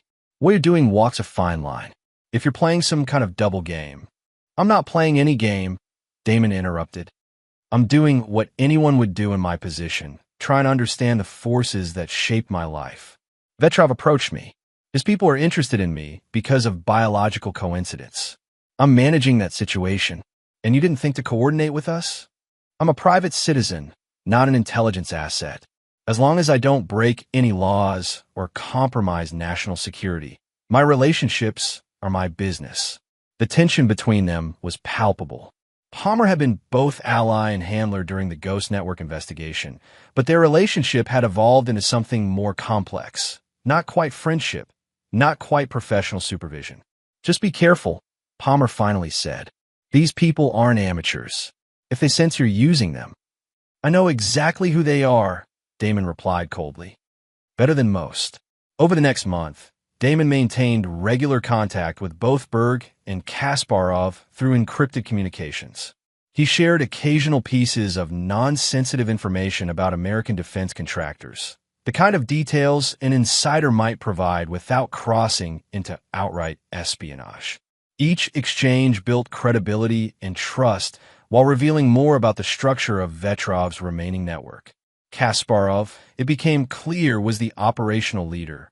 But financial control resided with a figure in Switzerland known only as the accountant, someone who managed the considerable resources Vetrov had accumulated over decades. "To truly take your father's place," Berg explained during a secure call, "you would need the accountant's backing. He controls the flow of funds to all major operations." "How do I meet him?" "He's coming to Zurich next month. A rare appearance. I could arrange an introduction." "Do it." Meanwhile, Damon prepared for the next phase. Using resources only Levi West knew about, he established secure communications with a team of private security contractors, former Special Forces operators who worked outside official channels. He transferred funds from his legitimate business accounts to offshore entities, creating financial flexibility for what was to come. 3 weeks before the planned meeting in Zurich, Damon received intelligence from one of his contacts that changed everything. Elena Petrova had been extracted from witness protection by unknown operatives. Her security detail had been found dead, and she had vanished without a trace. Palmer arrived at Damon's apartment that evening, his expression grim. "You've heard that my ex-wife has been kidnapped?" "Yes. Not kidnapped. Our investigation suggests she went willingly. Security cameras show her leaving with the extraction team without resistance." "She defected again," Damon concluded. "It appears so. But here's what concerns me. The timing. This happens just as you're establishing closer ties with Vetrov's old network. You think I had something to do with it? I think it's one hell of a coincidence." Palmer's gaze was direct. "If you know anything, Damon, anything at all, now is the time to share it." "I know as much as you do," Damon replied honestly. Elena's extraction hadn't been part of his plan, but it changed the dynamics significantly. If she had indeed returned to Russian intelligence control, she might compromise his position within Vetrov's network. After Palmer left, Damon made a secure call to Berg. "I need to know about Elena Petrova." "Ah," Berg responded, unsurprised by the question. "I wondered when you would ask. Was her extraction ordered by Kasparov?" "Yes and no. The opportunity presented itself, and he authorized it. But the request came from higher up." "Who?" "Someone who believed she still had value. Someone who thought she belonged back with her own kind." Berg paused. "She's in Moscow now, debriefing." The implications were clear.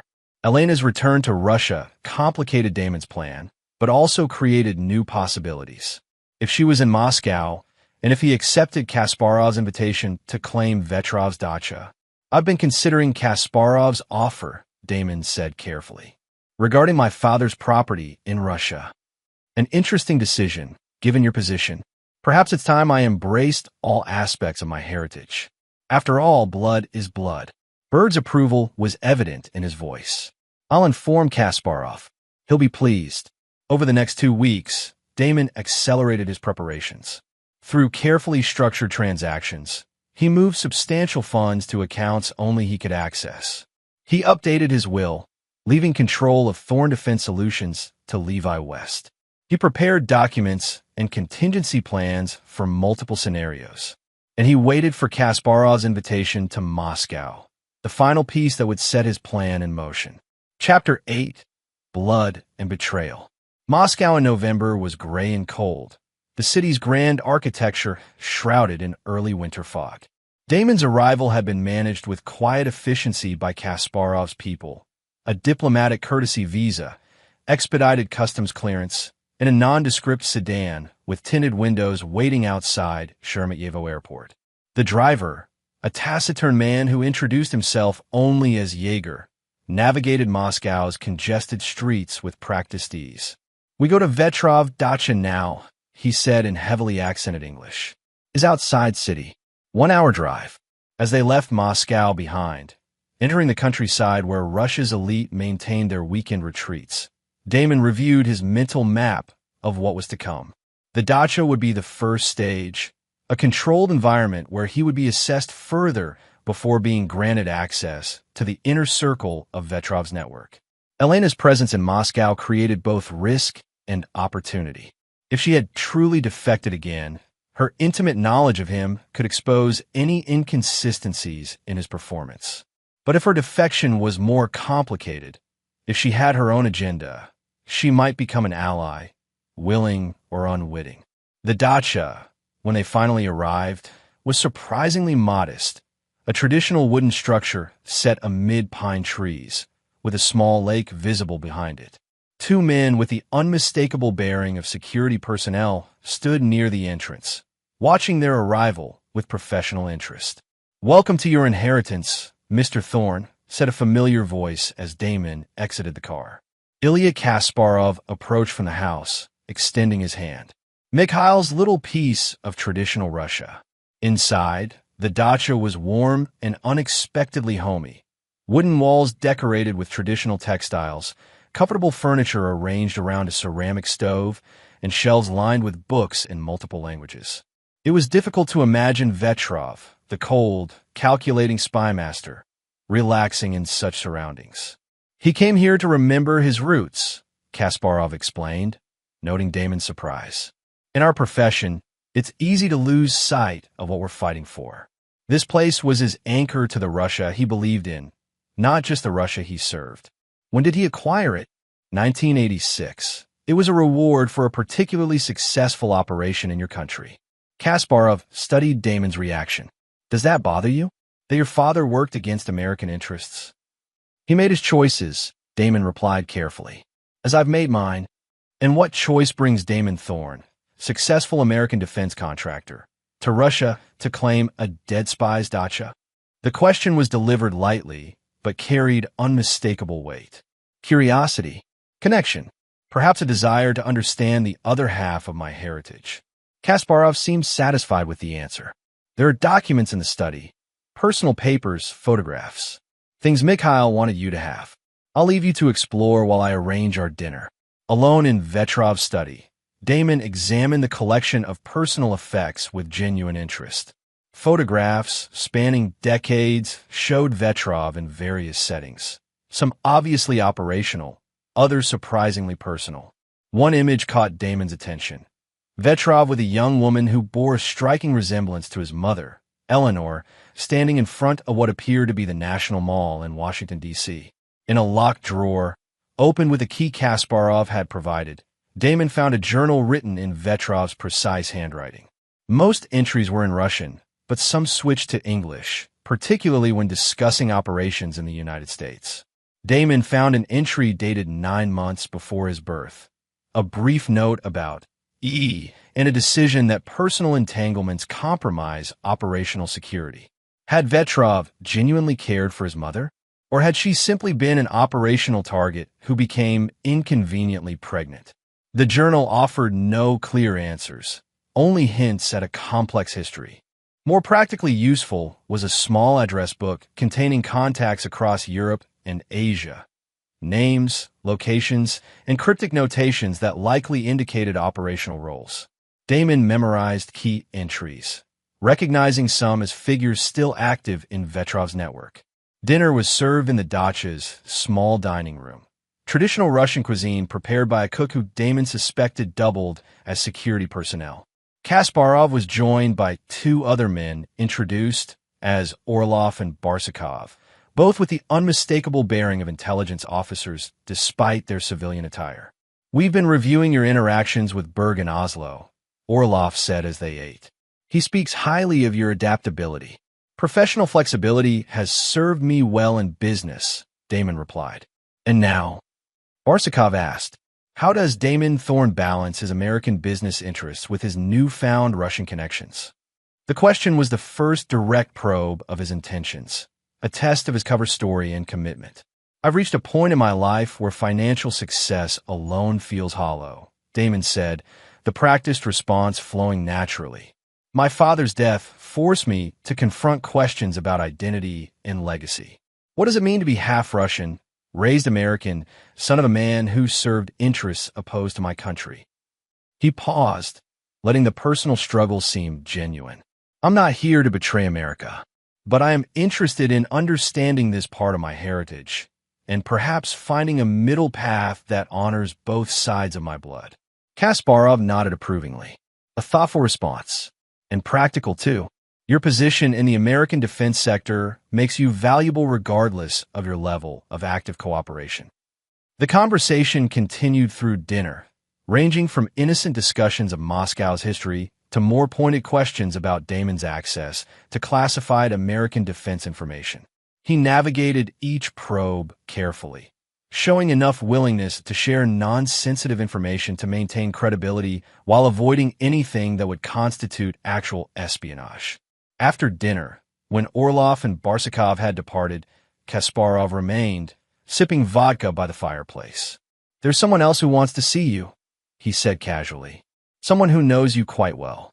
Before Damon could respond, the door opened, and Elena entered. She looked different than when he'd last seen her in custody. Her hair was longer, her posture more confident, but her eyes held a wariness that hadn't been there before. "Hello, Damon," she said in her natural Russian accent. "I'll leave you two to reconnect," Kasparov said, rising. "Elena knows the dacha well.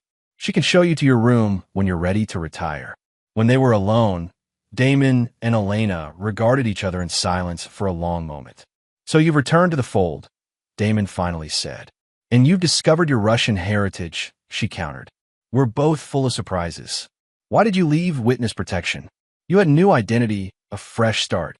"Because it was a cage, just a different kind." Elena moved to the window, looking out at the darkness. "I spent 8 years pretending to be someone else for my country. Then they wanted me to spend the rest of my life pretending to be yet another person for yours. So loyalty to Russia brought you back. Not loyalty, reality." She turned to face him. "I am Russian, Damon. Elena Petrova is who I am, not a cover identity. Vivian Thorne was the fiction. And now what? You resume your career in intelligence." "That remains to be seen." She studied him with professional assessment. "The more interesting question is what you're doing here.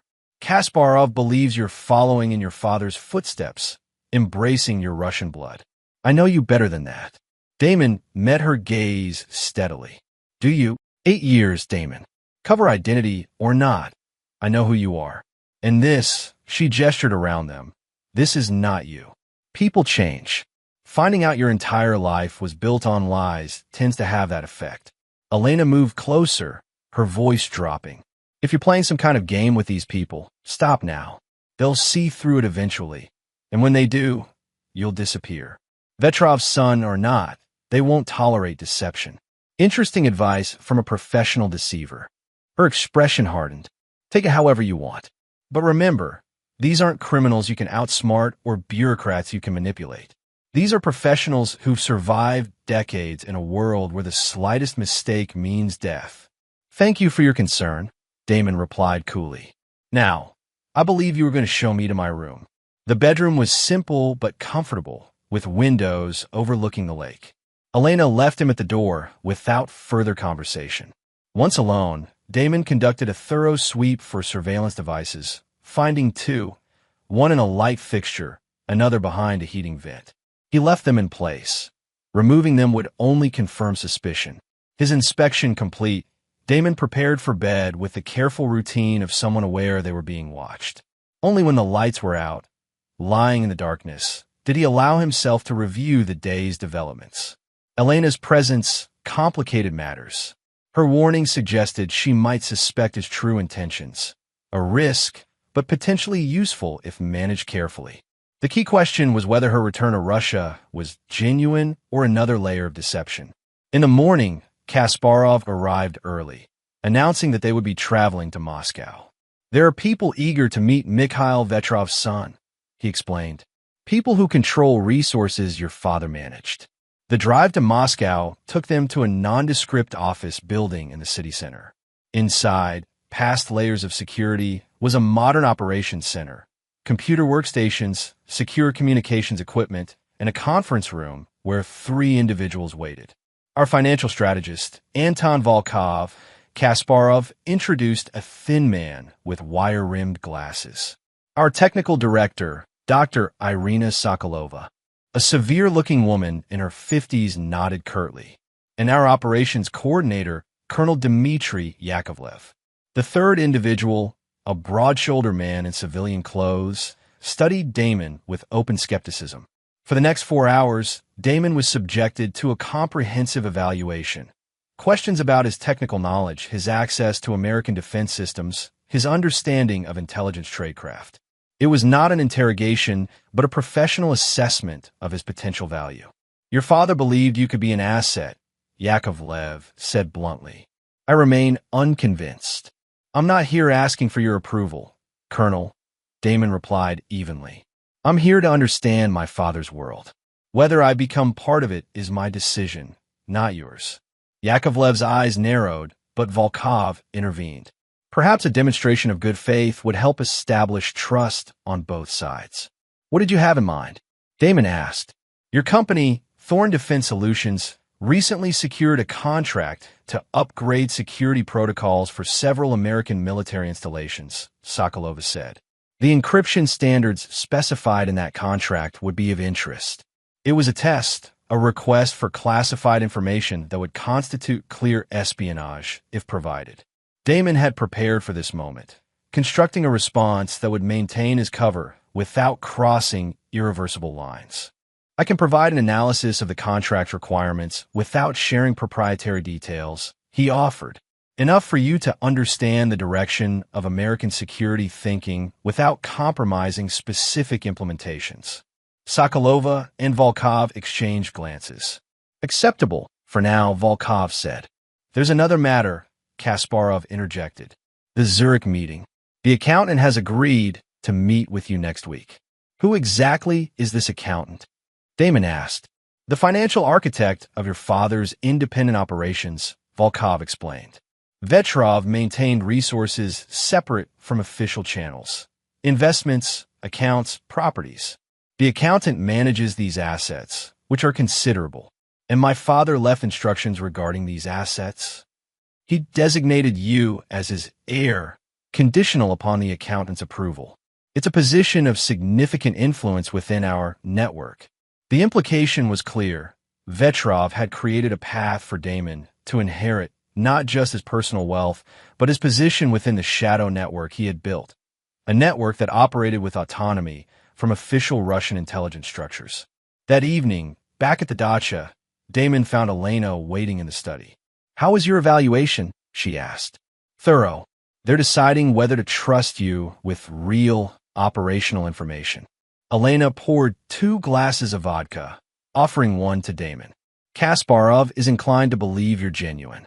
Yakovlev thinks you're playing a double game. And you? Elena sipped her vodka before answering. I think you're here for something specific. Not intelligence gathering. Not some existential quest about your heritage. Something personal. Damon neither confirmed nor denied her assessment. Why are you telling me this? Because whatever game you're playing, you're in over your head. She moved closer, lowering her voice despite the surveillance she surely knew was present. These people killed your father, your real father, Richard Thorn. They destroyed your mother's life. They sent me to deceive you for 8 years. If you're here for some kind of justice or revenge, you won't find it. You'll only find your own destruction. That sounds like concern, Elena. I wouldn't have expected that from you. Not concern. Reality. She finished her vodka. Our marriage was built on lies, but not everything was false. Remember that when whatever you're planning comes to a head. She left him alone in the study, her warning hanging in the air between them. Damon considered her words carefully. Was she trying to protect him, manipulate him, or simply positioning herself to survive whatever came next? The following days established a pattern. Mornings at the Moscow Operations Center, being briefed on selected activities of Vetrov's network. Afternoons at the dacha, reviewing his father's personal archives. Evenings of careful conversation with Kasparov and occasionally Elena. Each interaction a delicate dance of half-truths and calculated revelations. On the 5th day, Kasparov announced it was time to prepare for Zurich. The accountant has agreed to meet you tomorrow. This is unusual. He rarely meets directly with operational personnel. What exactly does he expect from me? Verification. Commitment. A demonstration that you're truly Vetrov's son in more than blood. Kasparov handed Damon a folder. Your travel documents. Commercial flight, diplomatic passport. Elena will accompany you. Is that necessary? The accountant requested her presence. They have history. The flight to Zurich passed in tense silence between Damon and Elena. Only when they were in their hotel suite, another environment certainly monitored, did she speak freely. The accountant was Vetrov's closest ally for decades, she explained. They met during the Prague Spring in 1968. He's not Russian. He's Czech originally. Brilliant financial mind who saw the Soviet system's flaws early and helped Vetrov establish independent resources. Independent from what? From the KGB, initially. Later, from the SVR and FSB. Vetrov believed in Russian interests, but not always in Russian leadership. He built a network that could operate regardless of who controlled the Kremlin. A private intelligence organization, Damon concluded. A pragmatic one, sometimes aligned with official policy, sometimes pursuing its own objectives. Elena's expression turned serious. He won't be easy to deceive, Damon. Whatever you're planning, reconsider. The meeting was scheduled for noon at a private banking facility in Zurich's financial district. Damon dressed carefully in a tailored suit, projecting the confidence of someone comfortable in the world of high finance and clandestine operations. The bank itself was unmarked, its entrance discreet, its security subtle but comprehensive. They were escorted to a conference room on the top floor, where a single figure waited, an elderly man with alert eyes and a posture that suggested vitality despite his years. "Mikhail's son," he said in perfect English, rising to greet them. "I see the resemblance. I'm Joseph Novak, though you know me by another title." The accountant, Damon, acknowledged. "My father spoke of you." And Elena, Novak continued, his tone cooling. "I was surprised to learn of your return to the fold. Your defection caused considerable disruption." "Circumstances changed," she replied simply. Novak gestured for them to sit. "I've reviewed your file, Mr. Thorne. Impressive in its way, building a defense contracting business, securing classified contracts, all while unaware of your true heritage. Your father believed this position would eventually prove valuable, though he never intended for you to learn the truth as you did." "And now?" Damon asked. "Now we determine whether Mikhail's confidence in you is justified." Novak opened a leather portfolio. "Your father established certain protocols for this eventuality. Tests of commitment, of capability." "What kind of tests?" "3 tasks. Complete them successfully, and you inherit not just Mikhail's personal assets, but his position within our organization. Fail, and you return to America with nothing but memories of a father you never truly knew." The first task was straightforward but significant, using Damon's company to bid on a specific defense contract that would provide access to a secure facility in Virginia.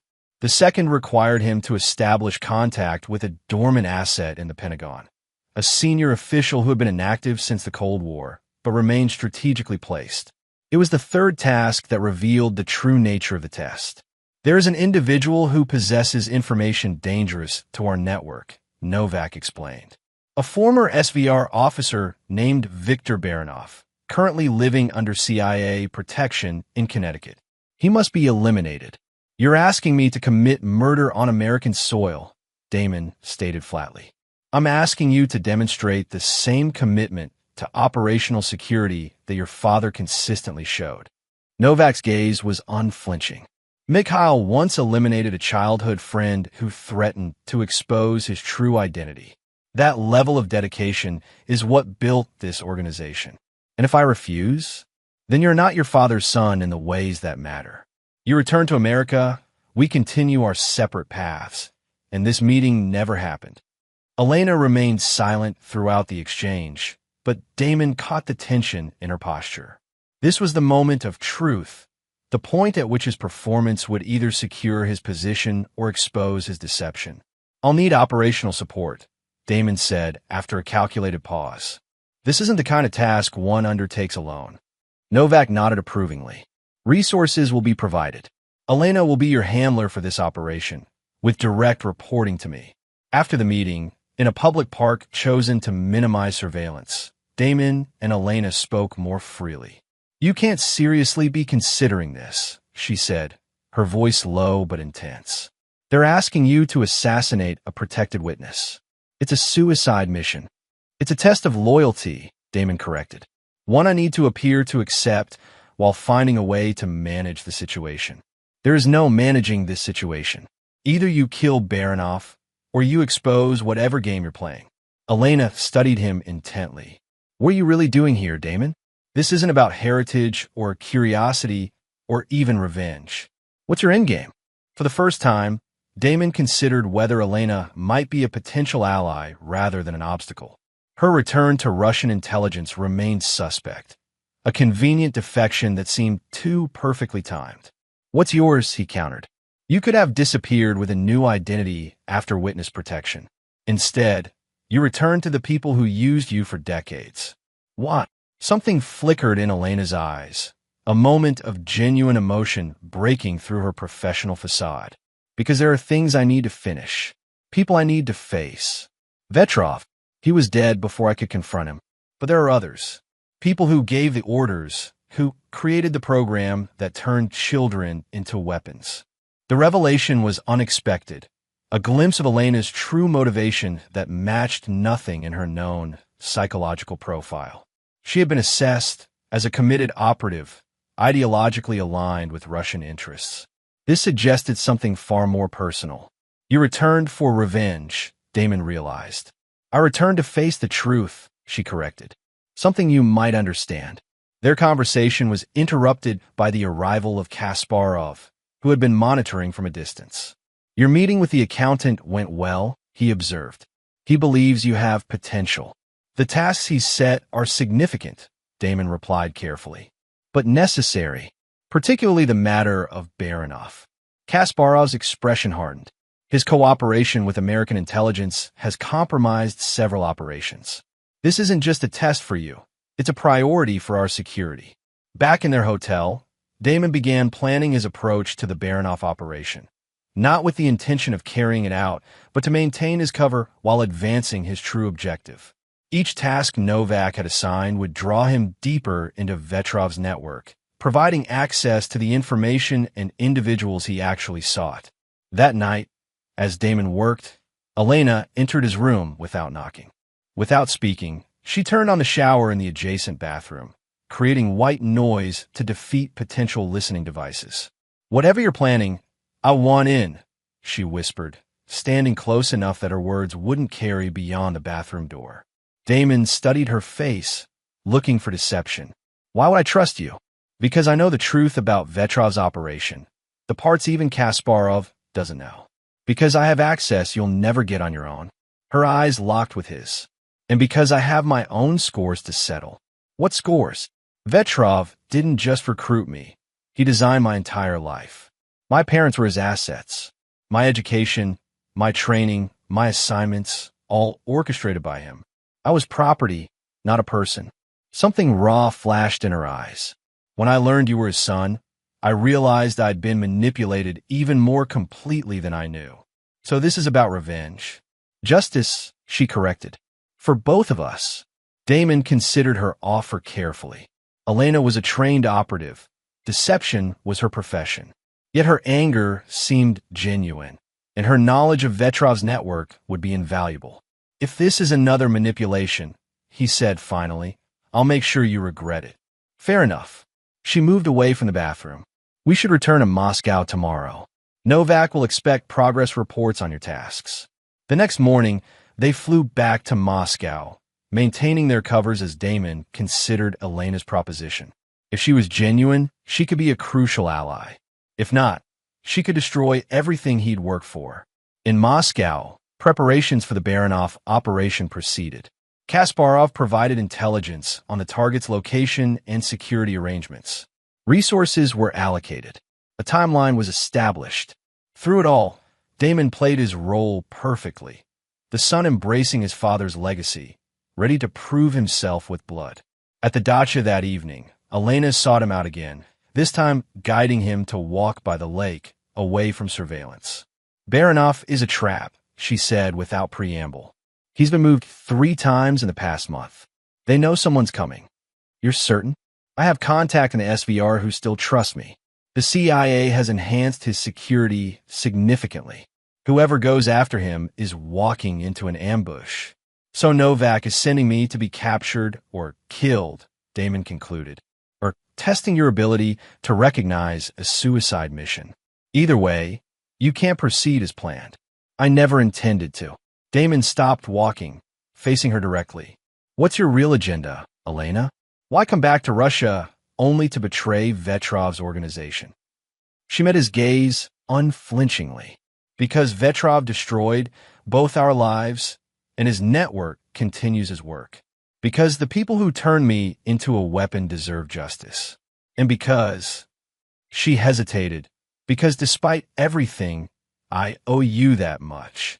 It was as close to an apology as Elena Petrova was capable of offering, an acknowledgement of the debt created by 8 years of deception. Tomorrow, Damon said, we're going to modify our approach to Novak's tasks. I need access to financial records, specifically the accounts Vetrov maintained outside official channels. The accountant controls those directly. Then we need leverage to make him cooperate. Elena's lips curved in a cold smile. I might know where to find some. Chapter 9. Blood Justice. The private bank in Geneva was discreet to the point of invisibility. No name on the building. No indication of its purpose beyond the understated security and immaculate interior.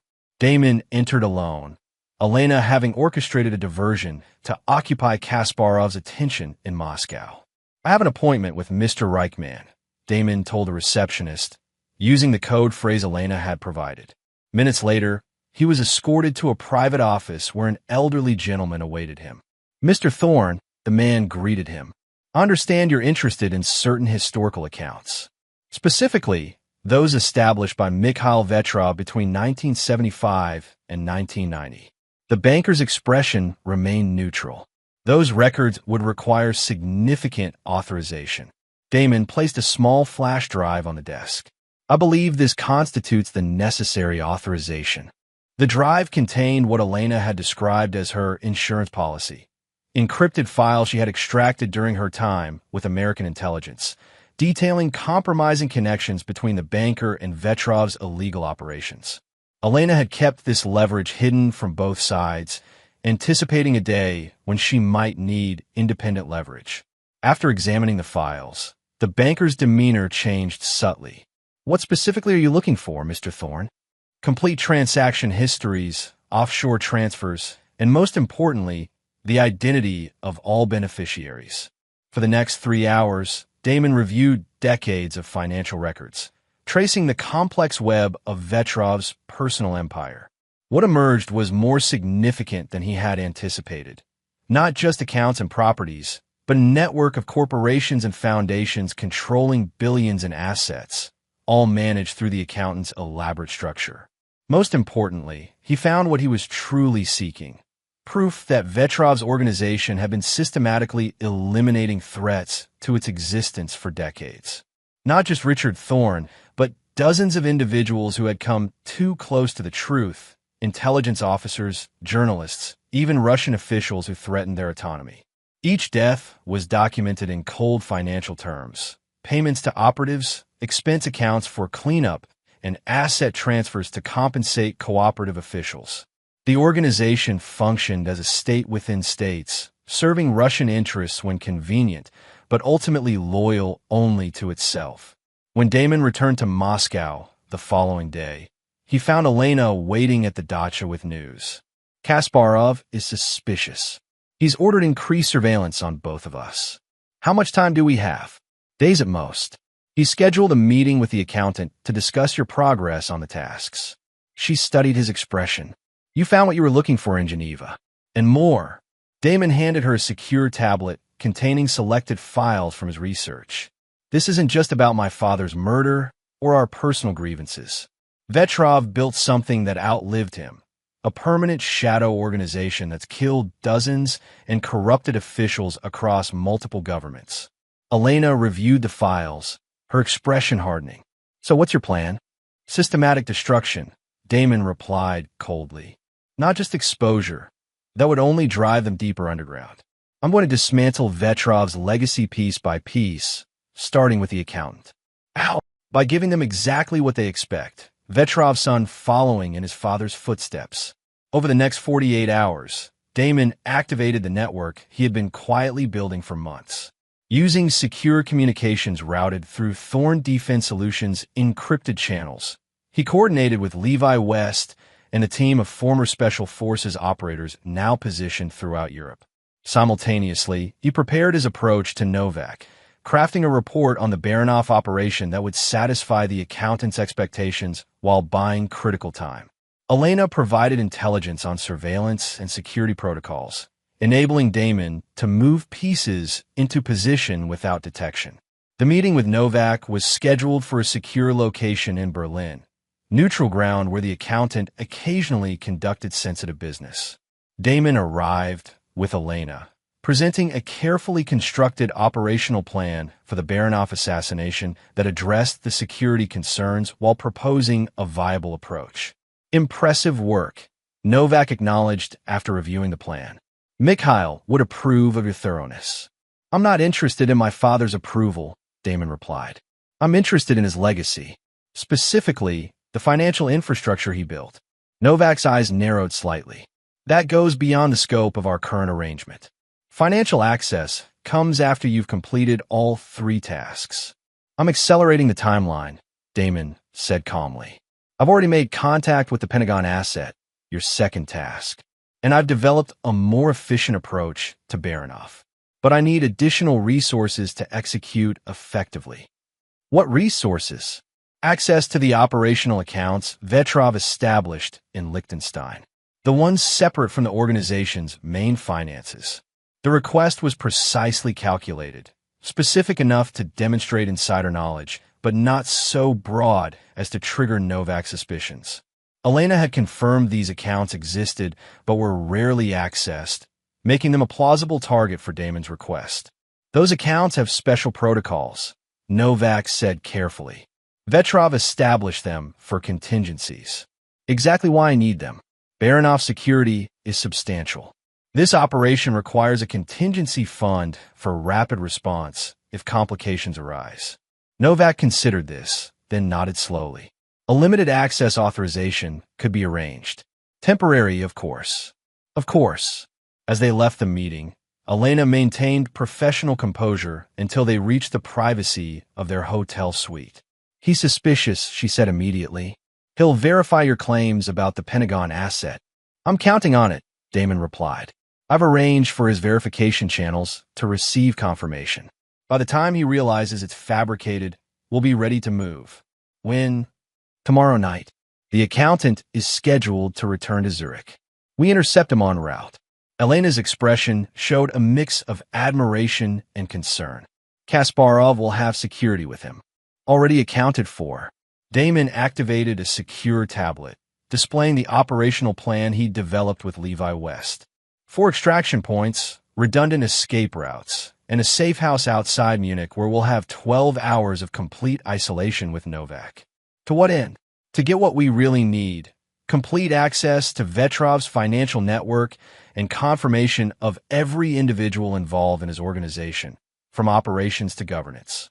That night, as final preparations were made, Elena came to Damon's room. Unlike their previous strategic conversations, her approach was different, more personal, almost vulnerable. If this works, she said quietly, what happens afterward? To us. There is no us, Elena, Damon replied coldly. We're temporary allies with aligned interests. Once this is done, we go our separate ways. Just like that? After everything, he confirmed. 8 years of marriage based on lies isn't erased by a few days of cooperation. She nodded, accepting his position. For what it's worth, not everything was a lie. The person you knew, parts of her were real. The only real parts of me I was allowed to show. It doesn't matter now. No, she agreed sadly. I suppose it doesn't. The operation against Novak proceeded with military precision. The accountant security detail was neutralized by Damon's team as his convoy traveled from Berlin to the private airfield where his jet waited. The extraction itself took less than 90 seconds, a precisely executed ambush that left no witnesses and no trail. At the safe house, a converted farmhouse in the Bavarian countryside, Novak found himself secured to a chair facing Damon and Elena. This is disappointing, Novak said calmly, displaying the composure of someone who had prepared for such contingencies. Mikhail would be ashamed. My father, my real father, was Richard Thorne, Damon replied. And you helped Vetrov have him killed. Business, Novak said simply. He was threatening operations worth billions. And now I'm threatening your entire organization.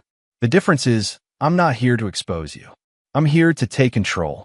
Novak's expression shifted from resignation to interest. Take control. Vetrov built something extraordinary, a private intelligence network with financial independence and operational autonomy. I want access to all of it: accounts, operational protocols, personnel files. Everything. To what end? To continue the work, but under my direction. Damon leaned forward. Vetrov was right about one thing: blood tells. I have his instinct for this game, but my own vision for how to play it. It was a calculated approach, presenting himself not as an avenging son, but as a worthy successor seeking to claim his inheritance by force rather than permission. The scenario would appeal to Novak's pragmatic nature while playing to his understanding of power dynamics. And if I refuse? Novak asked. Damon gestured to Elena, who opened a laptop displaying selected files from the Geneva Bank. Then these files go to intelligence agencies in 7 countries. Your network collapses, assets are seized, and operatives are exposed. You spend your remaining years in prison, assuming your former clients don't decide to eliminate the liability you represent. For hours, Novak resisted, probing for weaknesses in Damon's position, testing his resolve and knowledge. Elena remained mostly silent, observing the psychological battle between two methodical minds. Finally, as dawn approached, Novak made his decision. What you're asking requires more than just my cooperation. The organization has layers of security, redundant systems, which is why you're going to provide complete access and then help implement the transition. Damon's voice was calm but implacable. You built this system for Vetrov. Now you'll help rebuild it for me. Over the next 24 hours, Novak provided access to the intricate financial infrastructure he had created: digital keys, account numbers, authentication protocols, and most crucially, the complete organizational structure of Vetrov's network. Names, locations, responsibilities, the entire shadow empire laid bare. What Novak didn't know was that each piece of information was being simultaneously transmitted to a secure server where Levi West coordinated with trusted contacts in multiple intelligence agencies, not to expose the network immediately, but to position assets for synchronized action. When Damon had what he needed, he faced a final decision regarding Novak himself. The practical choice would be elimination. The man knew too much and could never be trusted. It was what Vetrov would have done, what the accountant himself would recommend from a security perspective. Instead, Damon implemented a different approach. Using the legal infrastructure Novak had created, he executed documents transferring significant assets to the families of Vetrov's victims. Anonymous payments appearing as inheritances from long-forgotten relatives or investments maturing after decades. "What are you doing?" Novak asked, watching as billions in assets were systematically redirected. "Justice," Damon replied simply. "Not revenge. Justice." For Richard Thorne's death, he arranged for $50 million to be transferred to a foundation supporting children of intelligence officers killed in the line of duty. For his mother's decades of grief, he funded research into dementia treatment. For each documented victim of Vetrov's organization, he created a measure of compensation that could never replace lives, but might bring some healing. When the transfers were complete, Damon turned to Novak. "You're not going to prison, and I'm not going to kill you. Neither would be adequate punishment. Then what? You're going to live in obscurity with just enough resources to survive, but not enough to ever rebuild. You'll watch as everything you created is dismantled, and you'll know it was Vetrov's own blood that brought it down." 48 hours later, as intelligence agencies across Europe and America moved simultaneously against Vetrov's network, Damon met Elena at a safe house in Switzerland. The coordinated operation had resulted in dozens of arrests, seized assets worth billions, and the complete exposure of a shadow organization decades in the making. "It's done," he told her, handing her a secure phone. "Your new identity and resources are arranged. Enough to disappear completely. Start over anywhere." Elena took the phone, her expression unreadable. "So this is goodbye." "This is justice," Damon corrected. "For both of us." "And Kasparov?" currently being interviewed by Interpol regarding his role in at least 15 documented assassinations. Elena nodded slowly. What will you do now? Rebuild. Not just my company, but my life. Damon's expression remained hard. Without looking back, I understand. She hesitated, then added, For what it's worth, I am sorry, Damon. Not just for the deception, but for believing in it for so long. Damon studied her face. The woman he had once believed was his wife, now revealed as both victim and perpetrator of an elaborate deception spanning generations. In another life, perhaps forgiveness might have been possible. In this one, the damage was too profound, the betrayal too complete. Goodbye, Elena, he said simply, turning to leave. He didn't look back, didn't witness her reaction. Some chapters needed to end cleanly, without the complication of lingering emotions or false closure. 6 months later, Damon stood on the balcony of his new home in Santa Barbara, watching the Pacific sunset. Thorn Defense Solutions had been restructured, focusing now on identifying and countering foreign influence operations, work that built on his personal experience while serving a genuine security need. Levi West joined him, handing him a glass of bourbon. Latest reports from our contacts, he said. The last of Vetrov's operators in South America have been contained. That's the final cell. And Novak, living in a small apartment in Prague, working as a bookkeeper for a grocery chain. Exactly as you arranged. Damon nodded, satisfied. The Justice operation, as it had been quietly named within intelligence circles, had systematically dismantled a network that had existed in shadows for nearly 50 years. Not through public exposure or criminal prosecution alone, but through a carefully orchestrated combination of targeted intelligence actions, financial disarmament, and strategic realignment of resources. Any word on Elena? Levi asked cautiously. None, Damon replied. And I haven't looked.